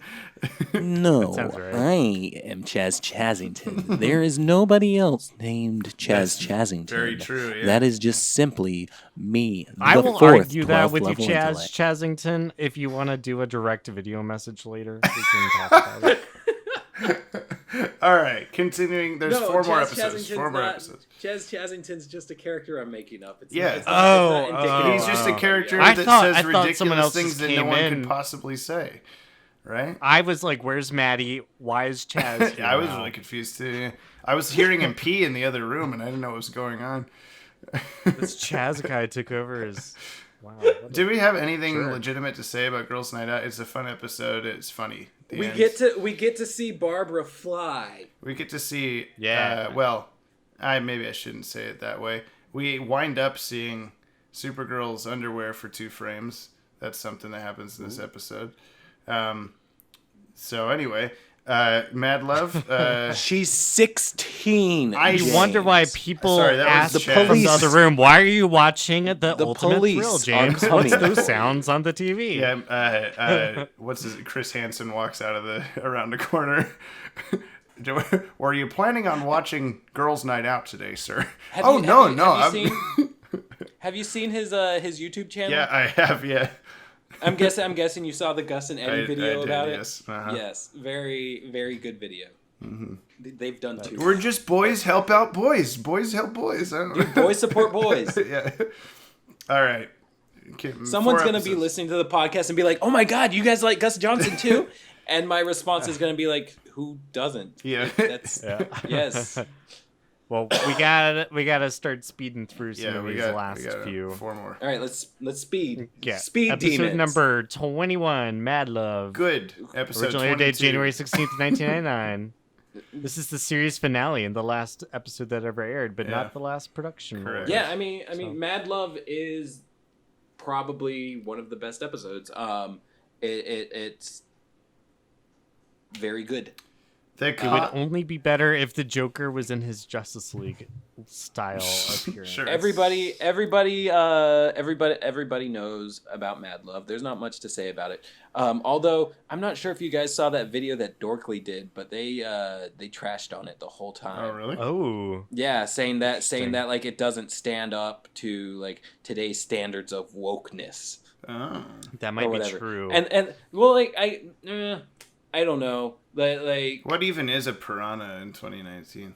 You know? Harley and Joker's relationship is pretty problematic. Yeah, well, yeah, but that's the that's point. her whole. Yeah, it is the point. Yeah, and for sure. and like that's why she's as powerful of a figure as she is now that she's separated from him. Mm-hmm. Yeah. Like Exactly. without this past, you don't get the stuff from Jimmy Palmiotti or even the upcoming Birds of Prey movie, Yeah, or like, you don't- the emancipation of one Harley Quinzel. Isn't that the subtitle? Yeah, like you don't get the Suicide Squad Harley, not Suicide Squad the movie, but the one who was in the Suicide Squad in the comics. You don't get. I wish we didn't get that movie. I still haven't seen it, so I can't say anything. But it's just You should watch it. Should he? I will. Yes. At some point, I will. At some point, You have to. I have it on Blu-ray. Beautiful train wreck. I feel like trashing on where the character has been just because it's not where the character is now is counterproductive. And I will. We all defend come the from story. past selves of ourselves that we don't. Yeah, we could trash on. I think this episode would have been stronger as a Batman animated series style animation. Like, I think that's the only thing that I don't like about it is that it's not as interesting looking as it could have been. Because, I mean, it's a very Joker heavy episode full of, no one likes that Joker design. But also it's just like, I feel like He's got no lips. Yeah, but I feel like, how can he kiss her? But I feel like his it's so weird. It's not that funny. It's not. No, I just hear you peeing, and I can't help but laugh. I feel like this episode would have been more interesting to look at. I think that the designs of the redesigns, the new animation style, doesn't allow. I mean, it's more easy to animate. It's more fluid, I guess, but it doesn't feel as real as it might have if Joker and Harley were there's not as much detail going on, and like comparing it to the Batman Adventures version of it, like you can see a lot more color, a lot more emotion, and there's moments in the comic that they didn't include. Light. There's moments in the comic they didn't include for time that I think would have been really fun to see, like when Joker's "You have what?" or "You have who tied up where?" and then he zooms over there, and like in the comic he's like driving his car and he's thinking of the Riddler and Penguin and people like making fun of him that Harley Quinn got to kill Batman and all this stuff, and like that's a moment that I really would have liked to see all those characters like floating around his head like, "You little bitch, how could you do this?" It would have been fun to also see some of the college background stuff. Yeah. Although I can understand maybe that being a censorship thing, like, oh, she slept with all her professors or whatever. But... Sure, but I mean, like, I feel like there's a way to talk about like her college background while just kind of saying she got her grades in a less safe way. Yeah, and you got the Roxy Rocket orgasm, you know, without you can do whatever you want. without, but I think I talked to you guys about this before, but I. Pretty sure the math checks out for Bruce and Harley to have been going to Gotham State University at the same time. Right. And I've headcanoned that she wasn't slutty in school, but she was getting better grades than Bruce, and so he got mad and wanted to be that fucking bitch. Yeah, so he just talked about her that way. Like, yeah, she was a total slut. She slept with everyone. I can't believe it. Why would she never sleep with me? It was because he tried to, and it didn't work out. So. He tried to kiss her, but he had no lips. What could he do? Bruce doesn't have lips either. Yeah, you're right. All right, chemistry. Wow. Speaking of Bruce kissing people. Next one. That's true. Episode 22, Chemistry. Original air date October 24th, 1998. This is the one where he's married. Yeah, for 20 minutes. For 10 minutes. 20 minutes. Yeah. This one's freaky. I like this one a lot. When Homeboy walks through the laser field, that sticks with you. It's also cool. fun looking at like who all's in the wedding crowd. Yeah, the Langstroms are there. You see Jason Blood, yeah. Zatanna. Which if anybody like kind of looked around and put two and two together, they could probably be like, "Oh, this is Batman." Yeah. Uh-huh. We got Man Bat over here. It couldn't be. The thing that I wish had been part of the plot in this is that or maybe it was though. Now that I'm thinking about it, but I feel like it's not because I'm always angry about it. Is that Bruce like falls in love with this perfect woman who, of course, winds up being a poison ivy plant person. And right. But is there an element? I don't think there is. Is there an element to it where he is like kind of hypnotized or brainwashed by like any sort of poison ivy-ness? He is. Okay, because that's the whole thing. Yeah. But I thought it was just that like he just falls in love with this. He should have been wearing rubber lips. Right, immune to her charms. But so I always thought it was just that he falls in love with this woman because she's poison ivy's made her to be everything that Bruce Wayne could possibly want in a person or whatever, and in a partner. And so he's like, yeah. No, this is the woman. I gotta marry her right away, and then. But there's no I guess there must be an explanation of that she was like it's brainwashing him. It's a hypnotist sort of thing. A poison ivy kiss thing for sure. Because she has lips, so she can do that. Yeah.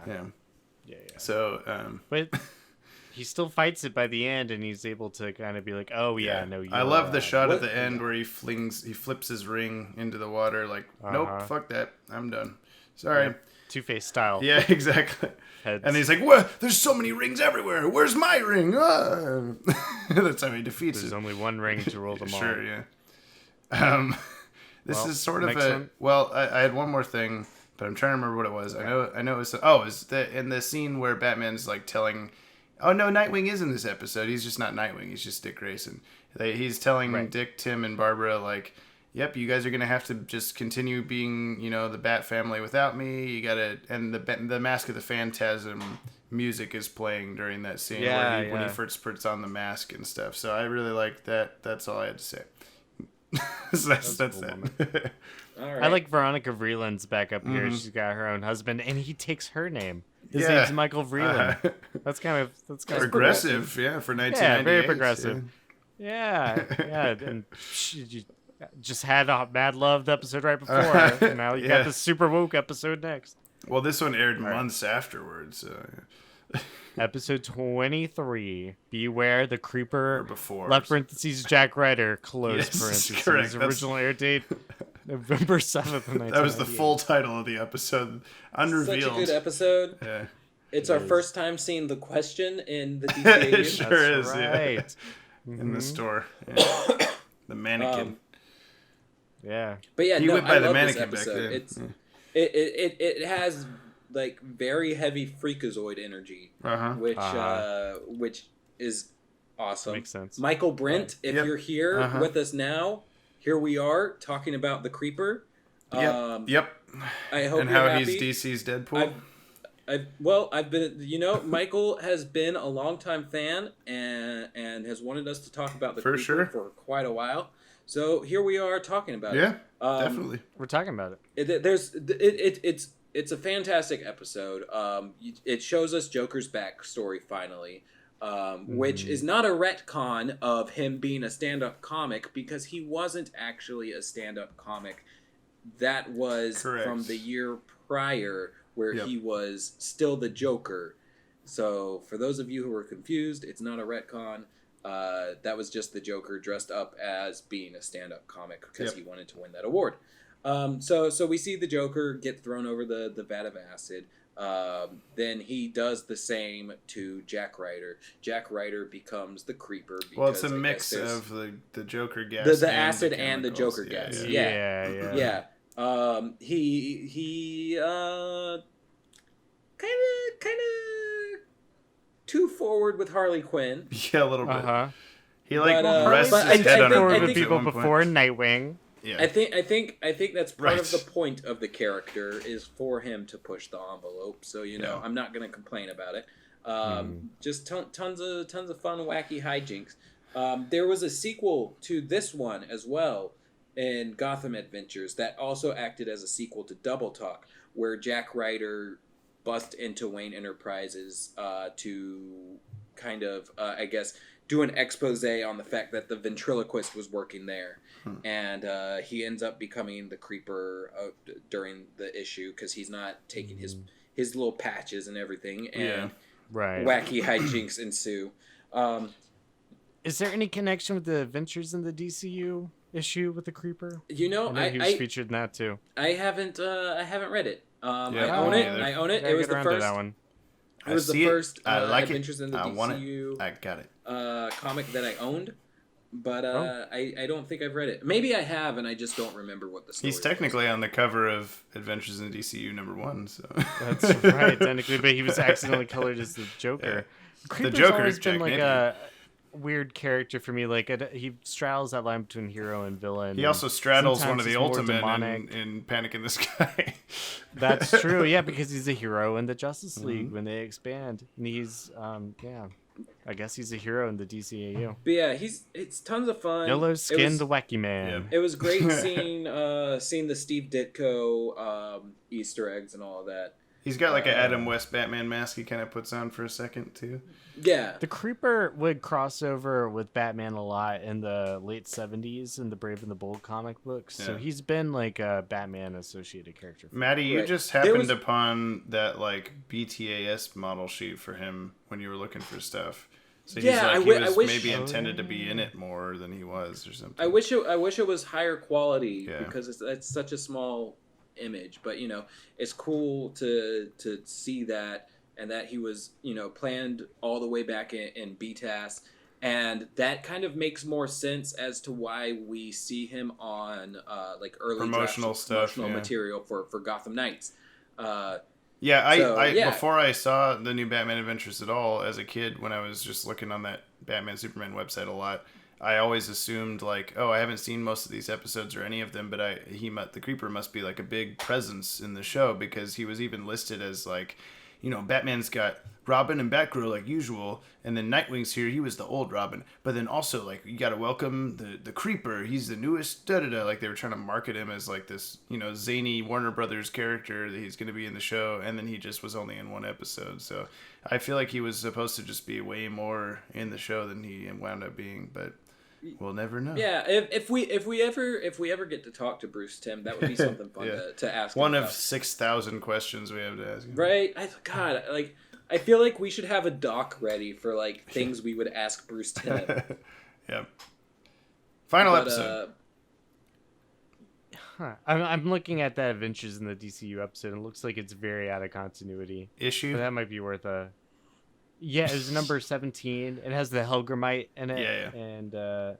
And it seems like the Creeper has a totally different origin story. Does the Helgramite look like Helgramite from JLU? Or does he just look like a weird... Probably close-ish. I don't remember what Helgramite is. He's in Meta Brawl. He's a big cockroach looking dude. Yeah. Oh, Anyway. okay.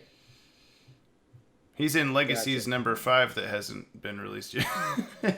Gotcha. Well, final That's episode, true. right? How come you haven't read that issue? That's Yeah, not what the out yet? hell? Last episode. Okay, Ted. last one. Last It's one. the final Episode number countdown. 24. Terminator Judgment 2. Day. Original air date October 31st, 1998. That's Halloween. y'all. Whoa. That's 20 years before we did our Halloween episode. That's very issue. true. We should have done a reunion or an anniversary of Two-Face. We could have brought the judge. Yep. Well, we didn't. We missed the mark. I think this is another one of those episodes that kind of cheapens the more times you watch it. Sure. It's really interesting, the first time around when you're like, who is it that's coming after everybody? But Who's the judge? But once you know that it's Two-Face, it's just like, okay, got it. But like at the same time though, it's very interesting as far as the implications on his character. Yeah. And now that I'm thinking about it, seeing him come back in Justice League versus the Fatal Five and like The judge. it just be the two personalities rather than the Yeah, three. yeah. I guess that means that Harvey He's is getting better. on the road to recovery. Yeah. So that's nice hope so. to think about. Again. Because there's definitely there's another Gotham Adventures tie-in that follows up after this, where it seems as though he's getting a bit worse. And I think I think there might have even been a fourth personality, or that it. I don't remember what exactly it was, but there was like he became a hero for a while, but like it was set after the events of this. So I mean, it's cool. It's cool, seeing him on his road to recovery. There's a lot of great Two-Face stuff throughout the DCAU. Yeah, that's the Two-Face. His DCAU story is like one of the most interesting ups and downs of any of the characters, and I think it was kind of poignant to include him. I mean, of course, they didn't expect it to be DCAU at the start, but to include him in the Fatal Five movie in Arkham as like a kind of a what's the word? Touchstone, a model. Well, like a voice comparison. of reason? Prisoner. Yeah, well, like someone Sure. that's like he's also got like schizophrenia, but it turned him into a blue-faced acid man, and he's having a different yeah. style It was nice. Yeah. It was nice seeing him return in a more sympathetic light than how earlier stories have all essentially been like, Harvey's my friend, and that's why I still care about him, but he's a pretty fucking bad guy. Yeah. You just gotta send back some of that quattroclozapine from the 31st century. Maybe it'll cure Two-Face. That would help. Well, Yep. But yeah, it's a great episode. I think I also it's one of the cooler like new villains of New Batman Adventures, but he doesn't really do much. You're right. So not really a new villain. I love this design of Two-Face. Yeah. Though, I'm just gonna say it also like the episode redesign. starts off with Killer Croc, which like the only other time we really got him was the Love is a Croc, I think. Yeah. And so it's cool seeing them return to him being the more vicious version of himself. I think he gets taken out by the trial judge for pretty murder quickly. at the time. But there's also kind of like why is it bad that the judge does this stuff that's the same stuff that Batman does, kind of a thing, that people are like calling into question, versus but so Batman has to kind of struggle with that of like, but I'm Batman though, that's the difference, is I'm cool, you guys are cool with me. And then whatever that guy is that's running for Congress, Joey Salads, that's right. now that we've got all of the episodes out of the way, quick list, top 5. Everybody, James, I know go you're first. number 1. Okay, James. Just the New Batman Adventures. Yeah, just the New Batman. Yeah, okay. Well, there's mine. I think top 3 might be easier. Okay, yeah, let's do 3. I'm gonna go with Over the Edge is 1. I think Never Fear and oddly Mean Seasons, just because I love looking at it. I don't know. Mean Seasons is not a good episode, really, but it's I like the dinosaur fight. Batman versus Dinosaur is pretty dope. What's it's yours, a hard question. It's really hard. I have Demon Within and Old Wounds. Yeah. Both of those are great, and I'm trying to pick one more. I guess Over the Edge. Yeah, actually, yeah. I gotta say Over the Edge. I'm gonna go with my 5 because that was my original plan. Yeah, the Fatal 5. Exactly. I got Critters, Over the Edge, Mad Love, Growing Pains, Beware the Creeper. Oh, Growing Pains. Ooh. Yeah. That's got to be in there. Oh, I forgot Growing Pains. That was a good one. I was kind of just really. You put me on the spot, so I had to kind of just go through it I know. really fast. I had to think too. Well, you guys can always add 2 more to make it an even 5. Fine. Okay, I'll add Growing Growing Pains. I added Growing Pains. And I'm going to add one more, and it is going to be The Ultimate Thrill. Just for the last 5, just for the last 30 seconds. My 5th will be Holiday Nights, just because it's fun.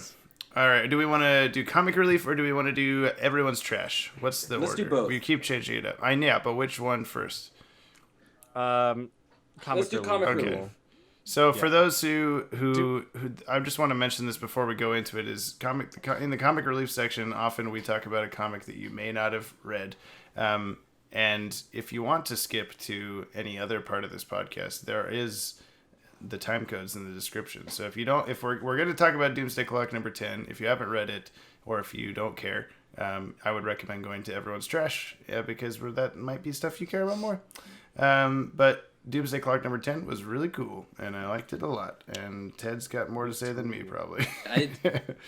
I was at first I was super confused as to what was going on, and I thought that they were setting up everything as like the past of the Watchmen universe, and then like as it goes on, it's the implication is that they're all the same universe.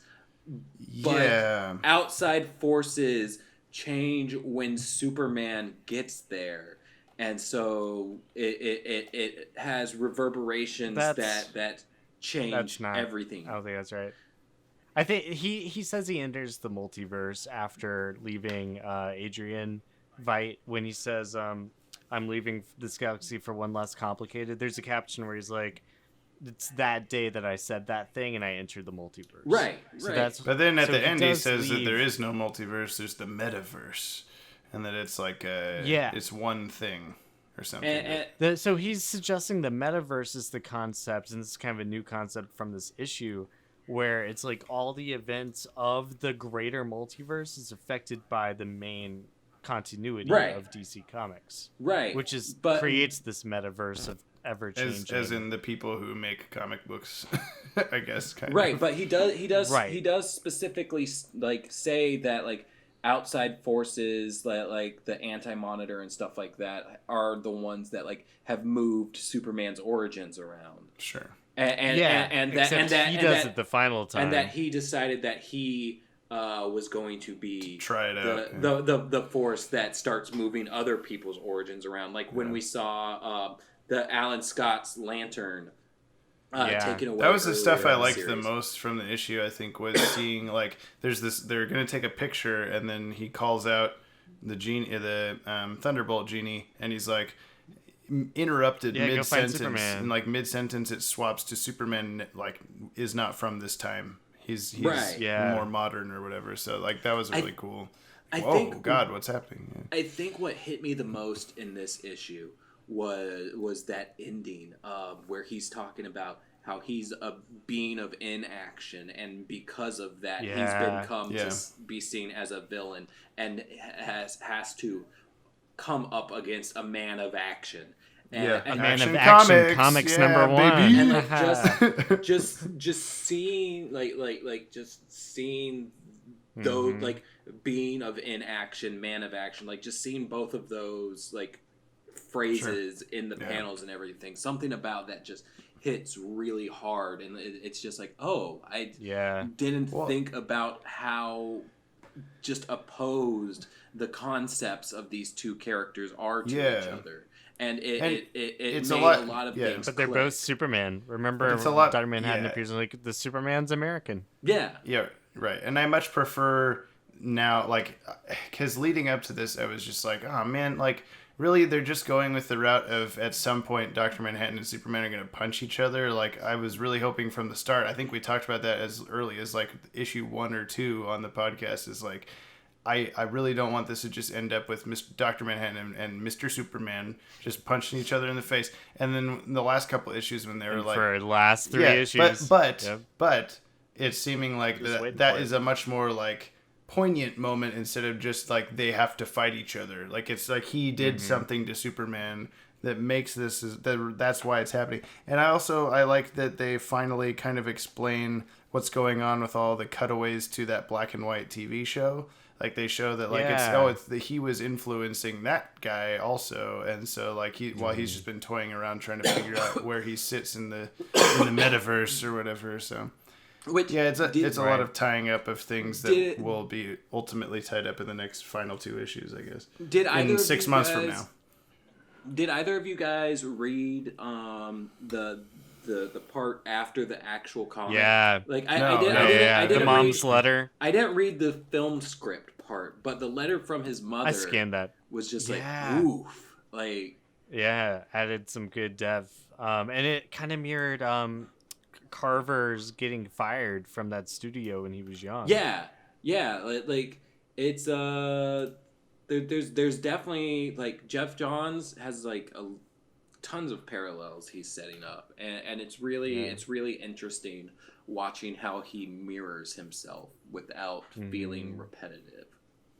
Yeah, so the trick here is it's like the actor who's he's been kind of through. He plays Nathaniel Dusk in all these black and white. In the Werner Brothers. Carver Coleman. Carver Coleman is his name. Yeah. And so he's got the secret, and he's killed because someone was trying to blackmail him, and it turns out he's a gay man. And that this is like 1950s Hollywood. I think 1940s McCarthyism and stuff. I think it's. Oh, I'm just now reading the I kicked you out because I caught you and Billy in your room together. That whole thing, yeah. And I did not read that, so yeah, that does help, yeah. Mm-hmm. And he had seen like the head studio guy making person backstage, yep. And he got fired from his job because of that.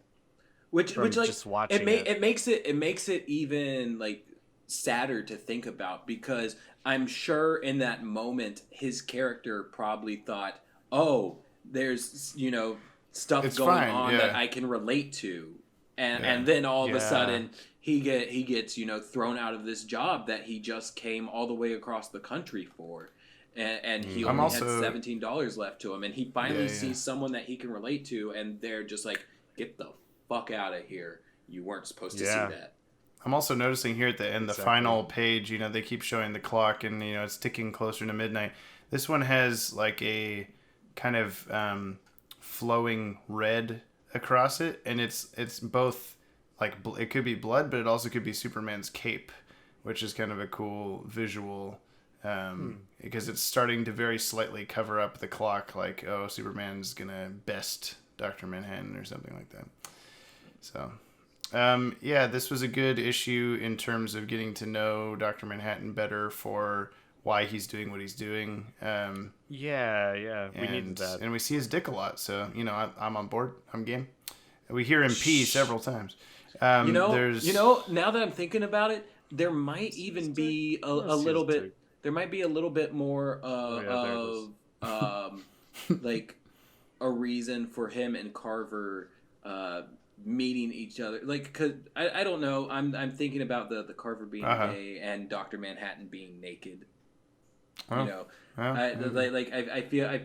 feel like there's probably something interesting. He's more drawn, I can't verbalize what it is though. I definitely like that. I'm looking through it again. I definitely like that Carver. Dr. Manhattan was with a couple different women. Yeah. But, Well, yeah, no, I'm not talking about him being gay, but just I'm not talking about Dr. Carver's Manhattan more drawn being gay, to him, but I'm wondering if maybe there was like an attraction from Carver towards Manhattan, you know. He's very strong. He's just like, boy. there's this buff naked blue man who like is Guardian telling Angel. me all of the things that I want to hear. It's no different than Johnny Thunder, who gets a buff naked pink man. Right. And Thunderbolt. Will Smith.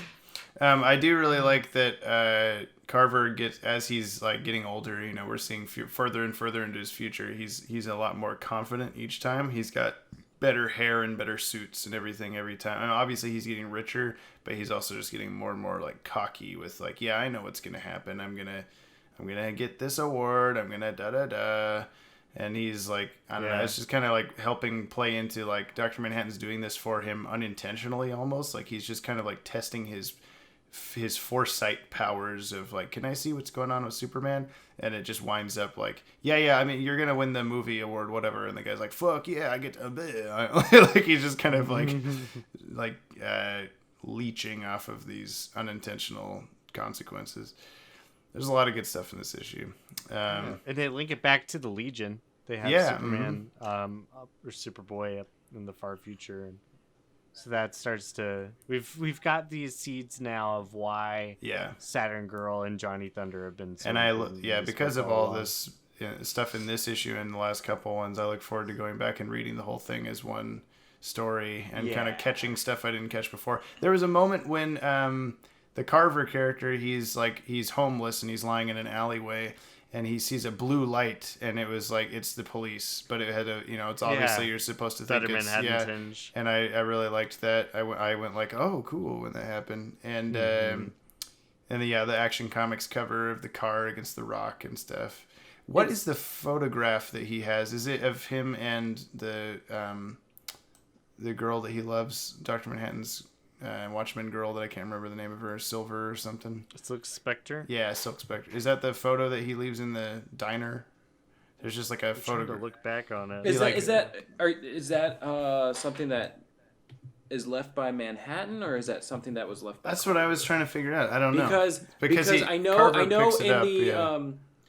in the that letter at the end, like his mother mentioned a photo of them together.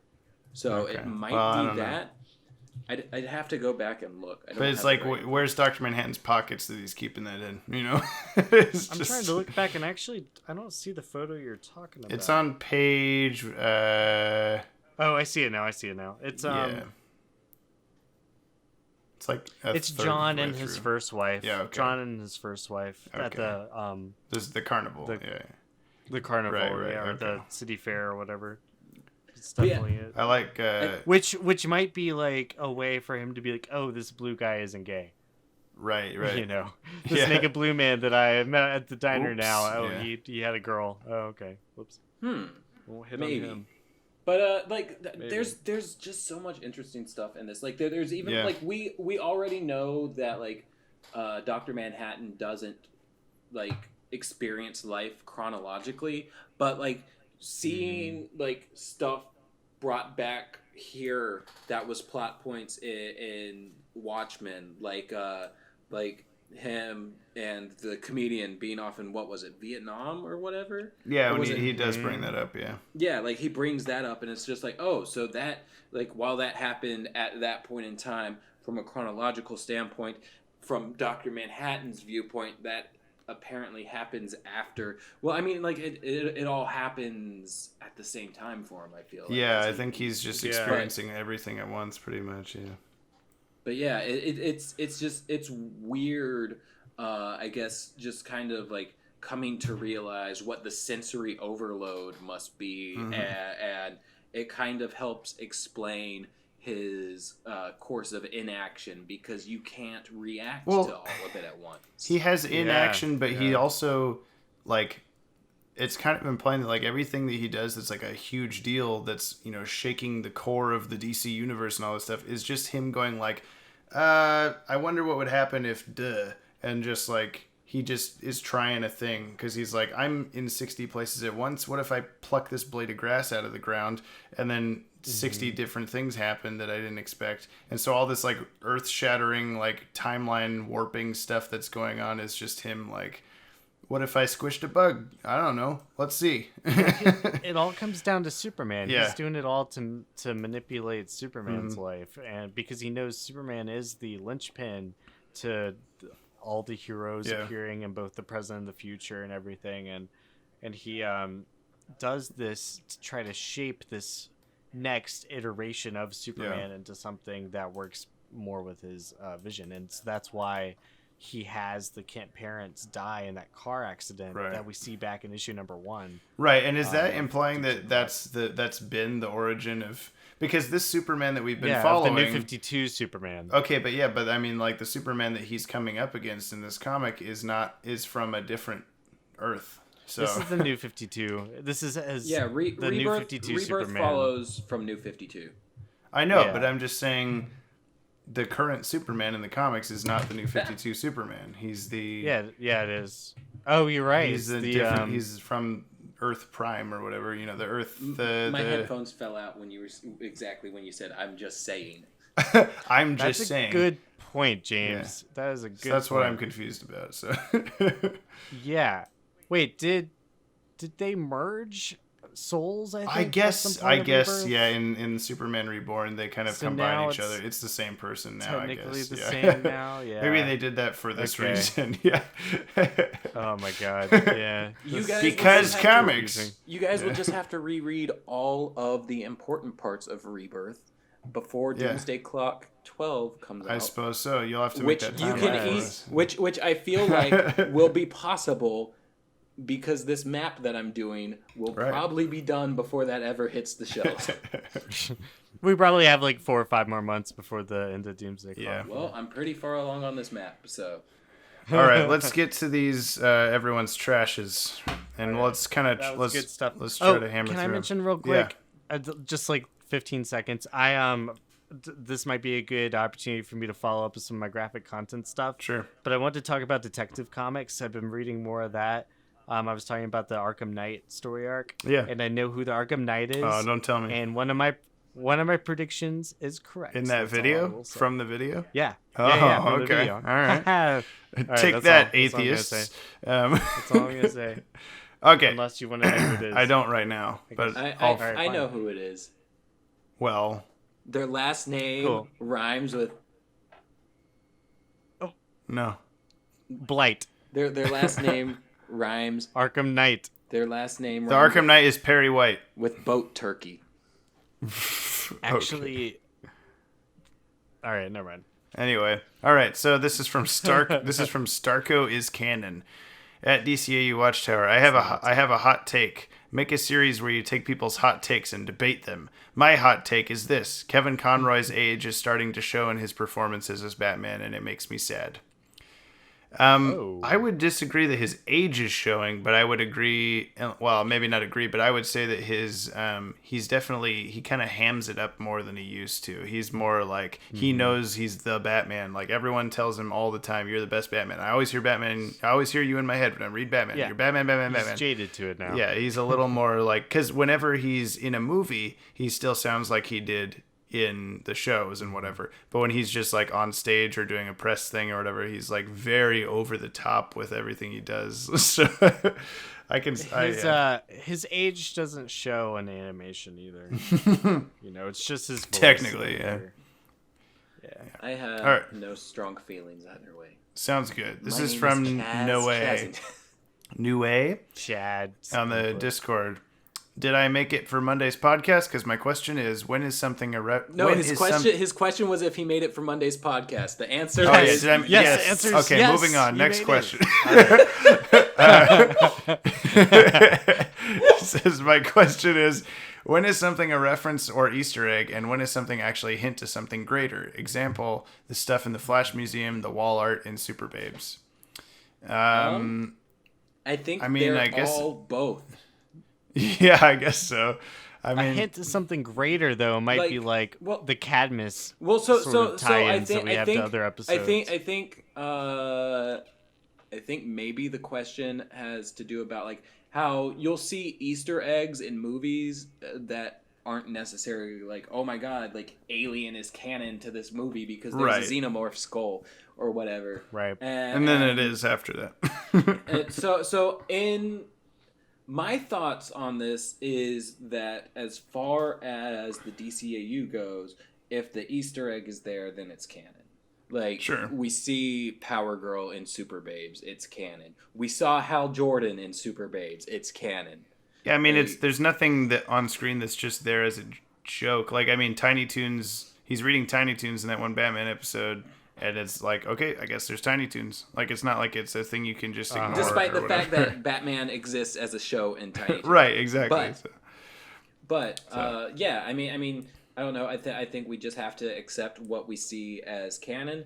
Although there's a lot of interesting implications as far as the background characters go. If we I would say stuff like, okay, so in Justice League vs. Fatal 5, because I just recorded the Easter eggs audio, is like there is the Magan Center that they fight outside of, which is Elliot S. Magan. He wrote Cape and Cow Conspiracy, and like that, but that does. Thank God. I thought you said the MAGA Center. I was like, the MAGA Center, yeah, the MAGA Center. There's a reason Bloodsport was there. Yeah, exactly. But so he that doesn't necessarily imply that Elliot S. Magan exists within the DCAU. It just means that there's a Magan Center, and that's an Easter egg. Versus, yeah, like Hal Jordan being on the wall of Super Babes. Oh, Hal Jordan exists. It's not just like a picture for the heck of it or whatever. So, or the Kid Flash costume is what he's referring to in the.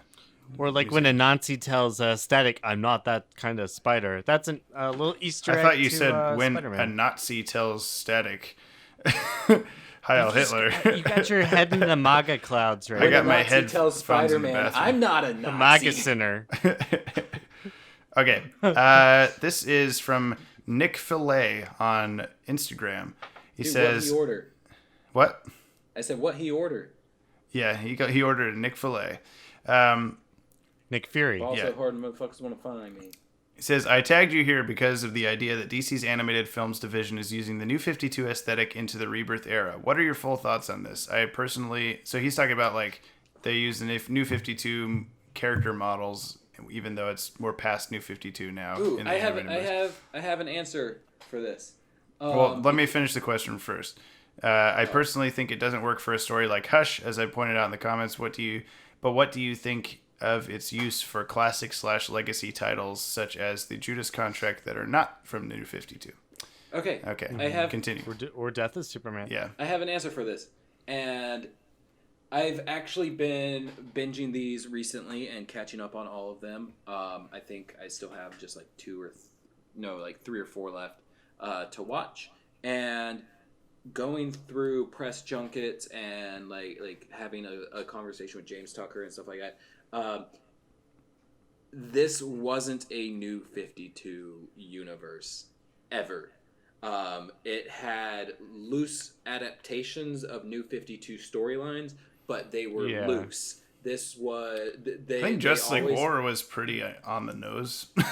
Only because it also spun out a Flashpoint, just like the New 52 right, yeah, did at yes. first. So it's like Throne of it's Atlantis, like it's the New 52. It's easy to make comparisons, but from the mouth of James Tucker and others who are attached, it was never intended to be a one-for-one New 52. Mm-hmm. It was always intended to be loose, and that they could pick and pull whatever they wanted. And from the start, they just wanted to do a couple New 52 stories and do them loosely. Yeah. I mean, that was at the time, that was the most recent origin of the Justice League. I mean, I guess it is kind of still, but just like, yeah, there's catching the kids, you know, they're made for kids essentially. So that's the newest, that's the most recent stuff. At the time of them making the Flashpoint movie, the book wasn't even finished yet. And they were getting, like scripts and rough inks and everything sent directly to the office. And so my thought is that the DC wanted Flashpoint to be a huge thing, And since more people watch movies than read comics, it made sense for corporate synergy to be like, hey, here's this. And people be like, wait, what is this based off of? And boom, Flashpoint's on the shelves at roughly the same time. Go read it right now. Yeah. They did make it a real thing because it was originally supposed to just be a miniseries tie-in with the Flash book, and then it ended up becoming this full reboot for the entire universe. It was never supposed to be a full reboot. Friggin' Dr. Manhattan. Right. So Pandora. Well, that was Barry's fault. So it seems to me that it was a move for corporate synergy at the time, but that like I said, James Tucker and them didn't want to be just fully adhered to the new continuity and kept things loose, and that's why you're seeing the more traditional stories coming in finally. And in contrast, and like I know we've talked already in this podcast about how design doesn't influence eras necessarily, but it's like the Batman costume in Hush is so close to what the Jim Lee version actually looked like in the books. And then even Superman has evolved. His uniform isn't strictly the New 52 anymore. It's a lot more aligned with almost like the Man of Steel. It's got that kind of new belt look going on. It's not the New 52 armor that started in war. Exactly. Anymore. Yeah, So it that's doesn't have evolved. 16 different lines running through each peck. Yeah, I understand fan desire to see one-for-one recreations of these classic storylines, especially since the DC Universe original animated movies line kind of started off that way. Doing that, yeah. But I think that we've just got to take what they give us, you know, and maybe we'll get, you know, a 100% faithful adaptation at one day. You know, if they see that this sells well enough, like maybe they'll be like, oh, five, 6 They're not going to years revisit it so soon. 5 or 6 years down the maybe line, maybe that long. You know, Kevin Conroy and Mark Hamill are still interested in doing it. Yeah. And that's why people are disappointed, because we were spoiled with Killing Joke, and we had that version, so we thought, the next thing must be Hush. That'd be a great way to kind of do this again and bring back the voice actors we love and see this. I think it's still gonna work with the version they're doing. I'm excited to watch that. You know, but I mean, like we got Superman Doomsday, and then a decade later we got Death of Superman. So it's like we can wait another 10 years for Hush as Hush instead of New 52 Hush or whatever. We got Far From Home. Yeah. Then we got Fatal 5. Exactly. Yeah. I mean, just because a story is done once doesn't mean it's the only time we'll see it. Yeah. So. We got Critters, and then we got Batman Teenage Mutant Ninja Critters 2. All right, this is from Byproduct. Related to the conversation, if you could date anyone in the DCAU, who would it be? And Bob the Random Guy replied, Shayera would be fun to date, but I would also be terrified to piss her off. God, I don't know. Calendar Girl. Wouldn't she be fun to date? Oh, this podcast is over.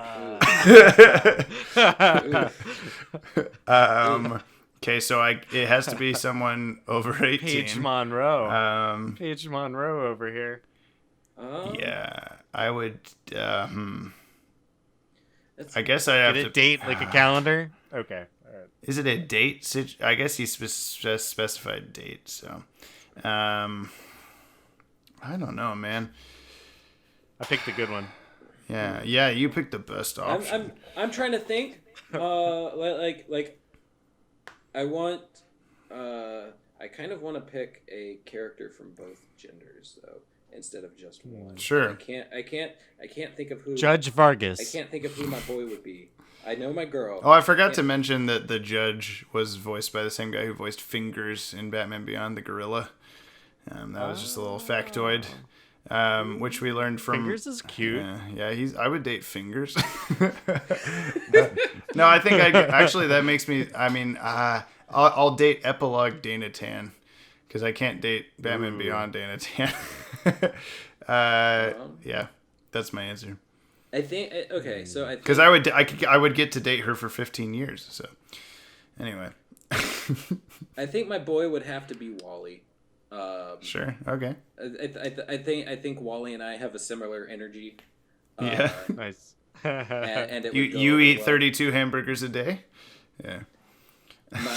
My girl would have to be Starfire. Yeah, the Starfire we don't. If The I gotta Starfire pick from Super Babes. No, Yeah. the real Starfire. The real one. From Because the you'd Titans. get You'll to meet know them one her day. completely because you don't know her at all. Exactly. But Yeah. if she works anyway similarly to the comic Starfire, I'm all Sure. down Got for it. You got to pick a dude too. I'd pick the Joker. I think he'd take me out for a fun time. I think I could change him. You know, I could. I don't think really- that. No, I think I could survive him for a day maybe until he gets bored of me and kills me. I don't know. Harley Quindrick. Yeah. Harley Quindrick. You'd be in Somebody climb makeup in no draw time. that. I know there's a couple of you who draw things. So draw Ted as Harley. Just make Harley Quindrick. Yeah, you've already. Yeah, Den Toons. Thank you. He got Harley he got Quindrick. Maddie as Creeper. He could also do Harley Ted Drick. Harley Quindrick.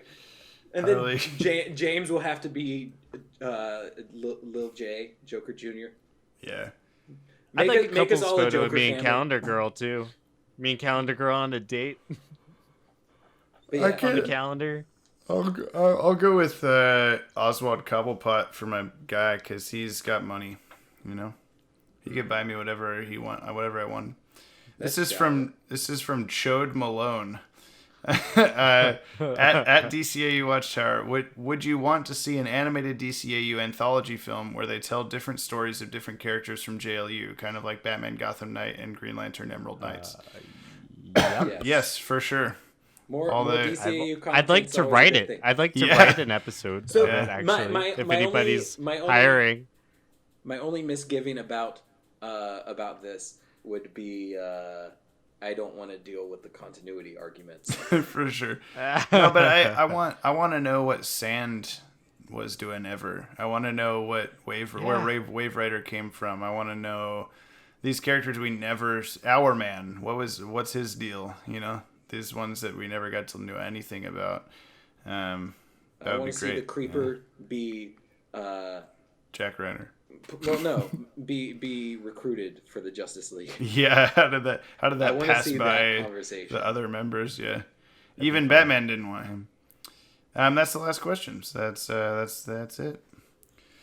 So, I will. Good episode, long Yeah, one. it was a long one, but I think it was worth going that deep into those episodes and everything.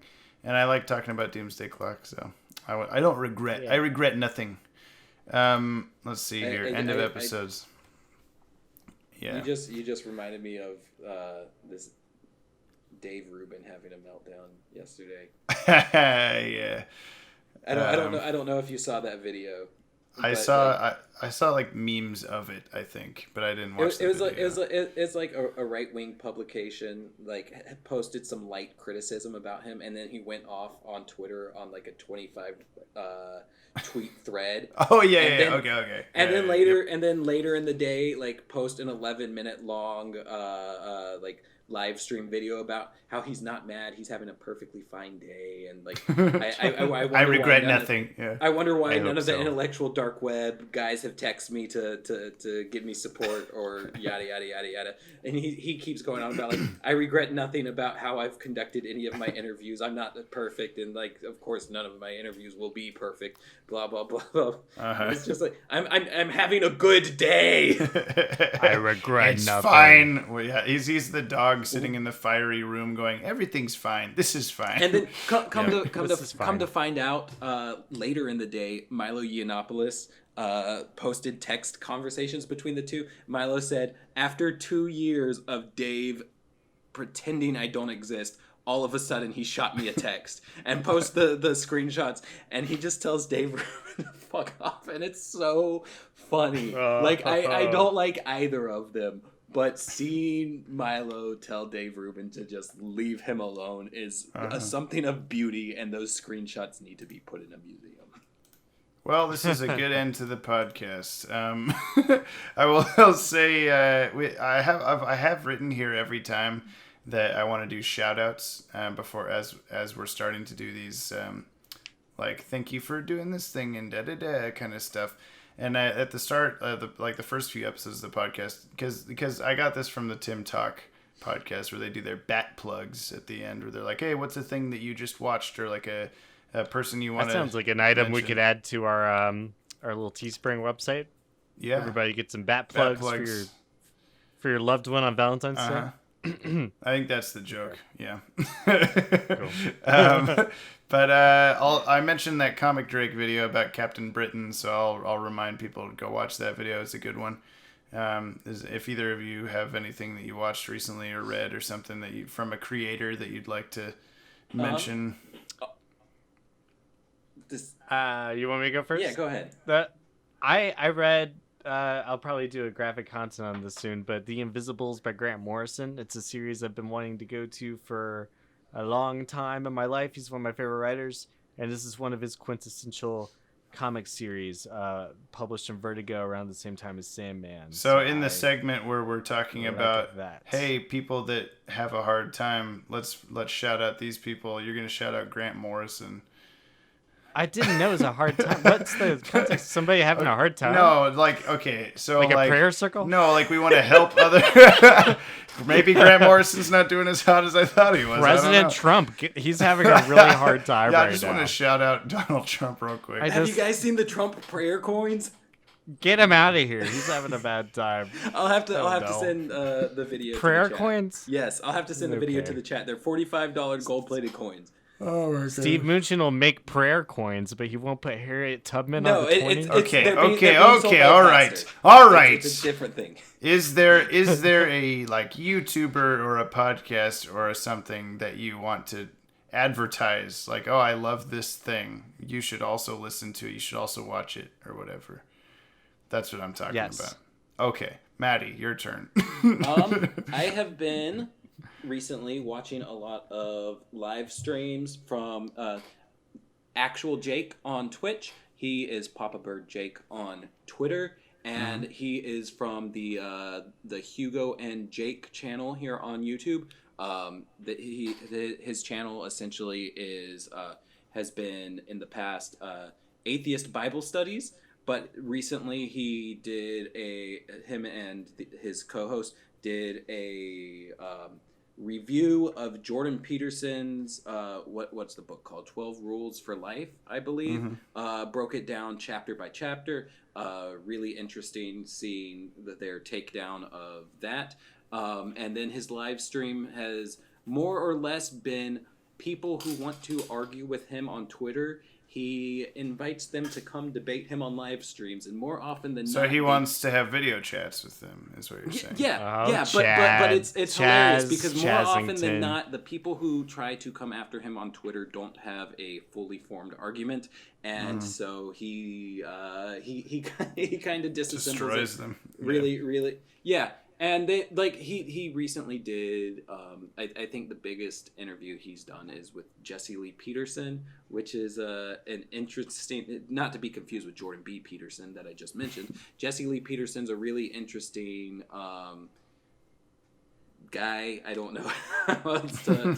He's a right-wing talk show host who's an African American, but plays into... all us African Americans are just big old dummies. Sorry, I'm black and slow. And so seeing their back and forth interview was really fun. I'm trying to set up something between him and my dad, but my dad's being... Get your dad on this show with us. On 12th Level Intellects. No, thank you.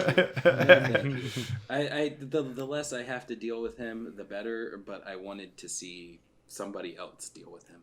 But, yeah. So I don't know if that's going to happen or not, but I've plugged the 3 different places that you can find Jake.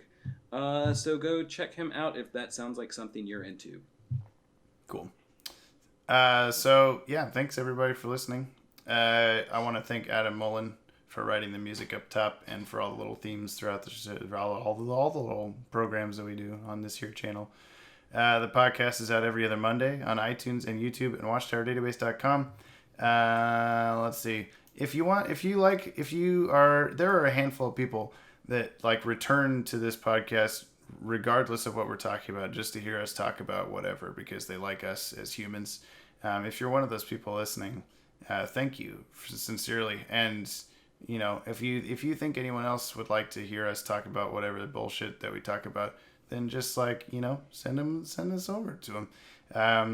We do technically get, you know, more money through YouTube than any other means. But if you send them the website, we all want to watch Detective Pikachu together. Yeah, we sure do. Yeah, if you send them the website, I mean, that'll also link them to all our other stuff, so that works too. We're on social media at DCAU Watchtower. That's Facebook, Twitter, Instagram. Where you can also email us at info@watchtowerdatabase.com. We also got the Discord server at the link in the description or on the About tab on our channel. You can come hang out and talk to us about whatever you'd like to talk to us about. There's pretty much a channel for everything in there at this point. There was even a channel for Game of Thrones that got changed to CW Arrowverse spoilers because no one cares about Game of Thrones anymore, apparently. Which I was going to want to talk about the finale, but I'm not going to because apparently no one cares, including sort of me. Patreon.com/DCAU Watchtower. Yeah. Patreon.com/DCAU Watchtower. If you want to throw us your coffee money, really, since like honestly, like even like just $1 helps us out. There's the guy, who's the guy, is his name Jet Rutland, is that his name, that does those watercolor Jarrett, that's right. You've done a book with him. Did Steampunk Eddie with me, yeah. I give him $1 every month on Patreon because he does awesome artwork. So if you like our stuff, you know, if you think we're uniquely cool, that would be cool of you. If you want to read our book, it's on Comixology.com. Yeah, it's called Steampunk Eddie. Yep. I wrote it, and this guy drew it. There's also your and my Legacies of the DCAU webcomic that's for free on legasiesdcau.com. Got some fun stuff coming up this year. Yeah, we do. And this year specifically. When is that? 2019. 50 years from now, whenever is. 50 months, 50 days. Upcoming videos. We just had the Easter eggs video, but we've got a Teenage Mutant Ninja Turtles video coming up. That'll be fun. Subscribe to the YouTube channel so you don't miss out on all the stuff. We have a What Really Happened When the Joker Died video coming in a couple days. We do. Yeah, that's very correct. Nice. And there's a Loot Crate affiliate code in the description. If you click that and go buy a Loot Crate, we get a little bit of money. There's also the merch store, teespring.com/stores/DCAU Watchtower. We got an Egg Baby t-shirt. We got a Legacies t-shirt. We got a 12th Level Intellects t-shirt. Got all sorts of t-shirts. Keep that blog a secret. All that stuff. I need to add the Time Daddy t-shirt, and I need to add what was the one that Robert keeps going on about in the Discord? Maybe he's listening and he can remind me. But there's one that I mentioned doing a t-shirt for a few videos ago, and I haven't done it yet. But yeah, I'll make new shirts. So grab one of those. That's all the stuff. We should make a super shirt with like Time Daddy and Egg Baby and keep it. Oh no, that's what. It might not be the one I was thinking of, but we definitely need to make like our Legion of Doom, our Gilface, Two Mason, Randall Savage, all that stuff. And we have a new one today. Yeah. From today. Strong. Chaz no. Strong. Wait. Torch Strong. Torch Strong. Tara Strong's brother. Mm-hmm. Yeah, you stepped out to pee for that one, Maddie. So, yeah, you missed out on Torch Strong. Yeah. Oh, it's okay. I didn't miss much. Yes, from the sounds of it, yeah. All right, Ted, get us out of here. What's the pun of the day? This Torch Strong. Yeah, we've already done it. We've already brought it back. It's like Live Strong. Hashtag yeah, Torch yep, Strong. I'll get it. We'll get little wristbands. Torch Strong. Oh. All right. Isn't that Pokemon too? Torchbird or something? Torchic, yeah. Torchic. Little chicken. Torch it. All right. That's the episode. Thanks to everybody, and goodbye. Have a fun day in the time. Kiss your dad. The time that's yeah, exactly. Kiss your time, Daddy. Kiss your time, Daddy, for me. Bye. Okay. Should that be what we put on the shirt? Kiss your time, Daddy, for me. No offense, but I really don't think you could follow the reasoning of a 12th level intellect such as my own. Guess not. The 12th Level Intellects podcast is hosted by the Watchtower Database. Visit watchtowerdatabase.com for more podcast episodes, videos, comics, artwork, and pretty much anything DC Animated Universe you can think of.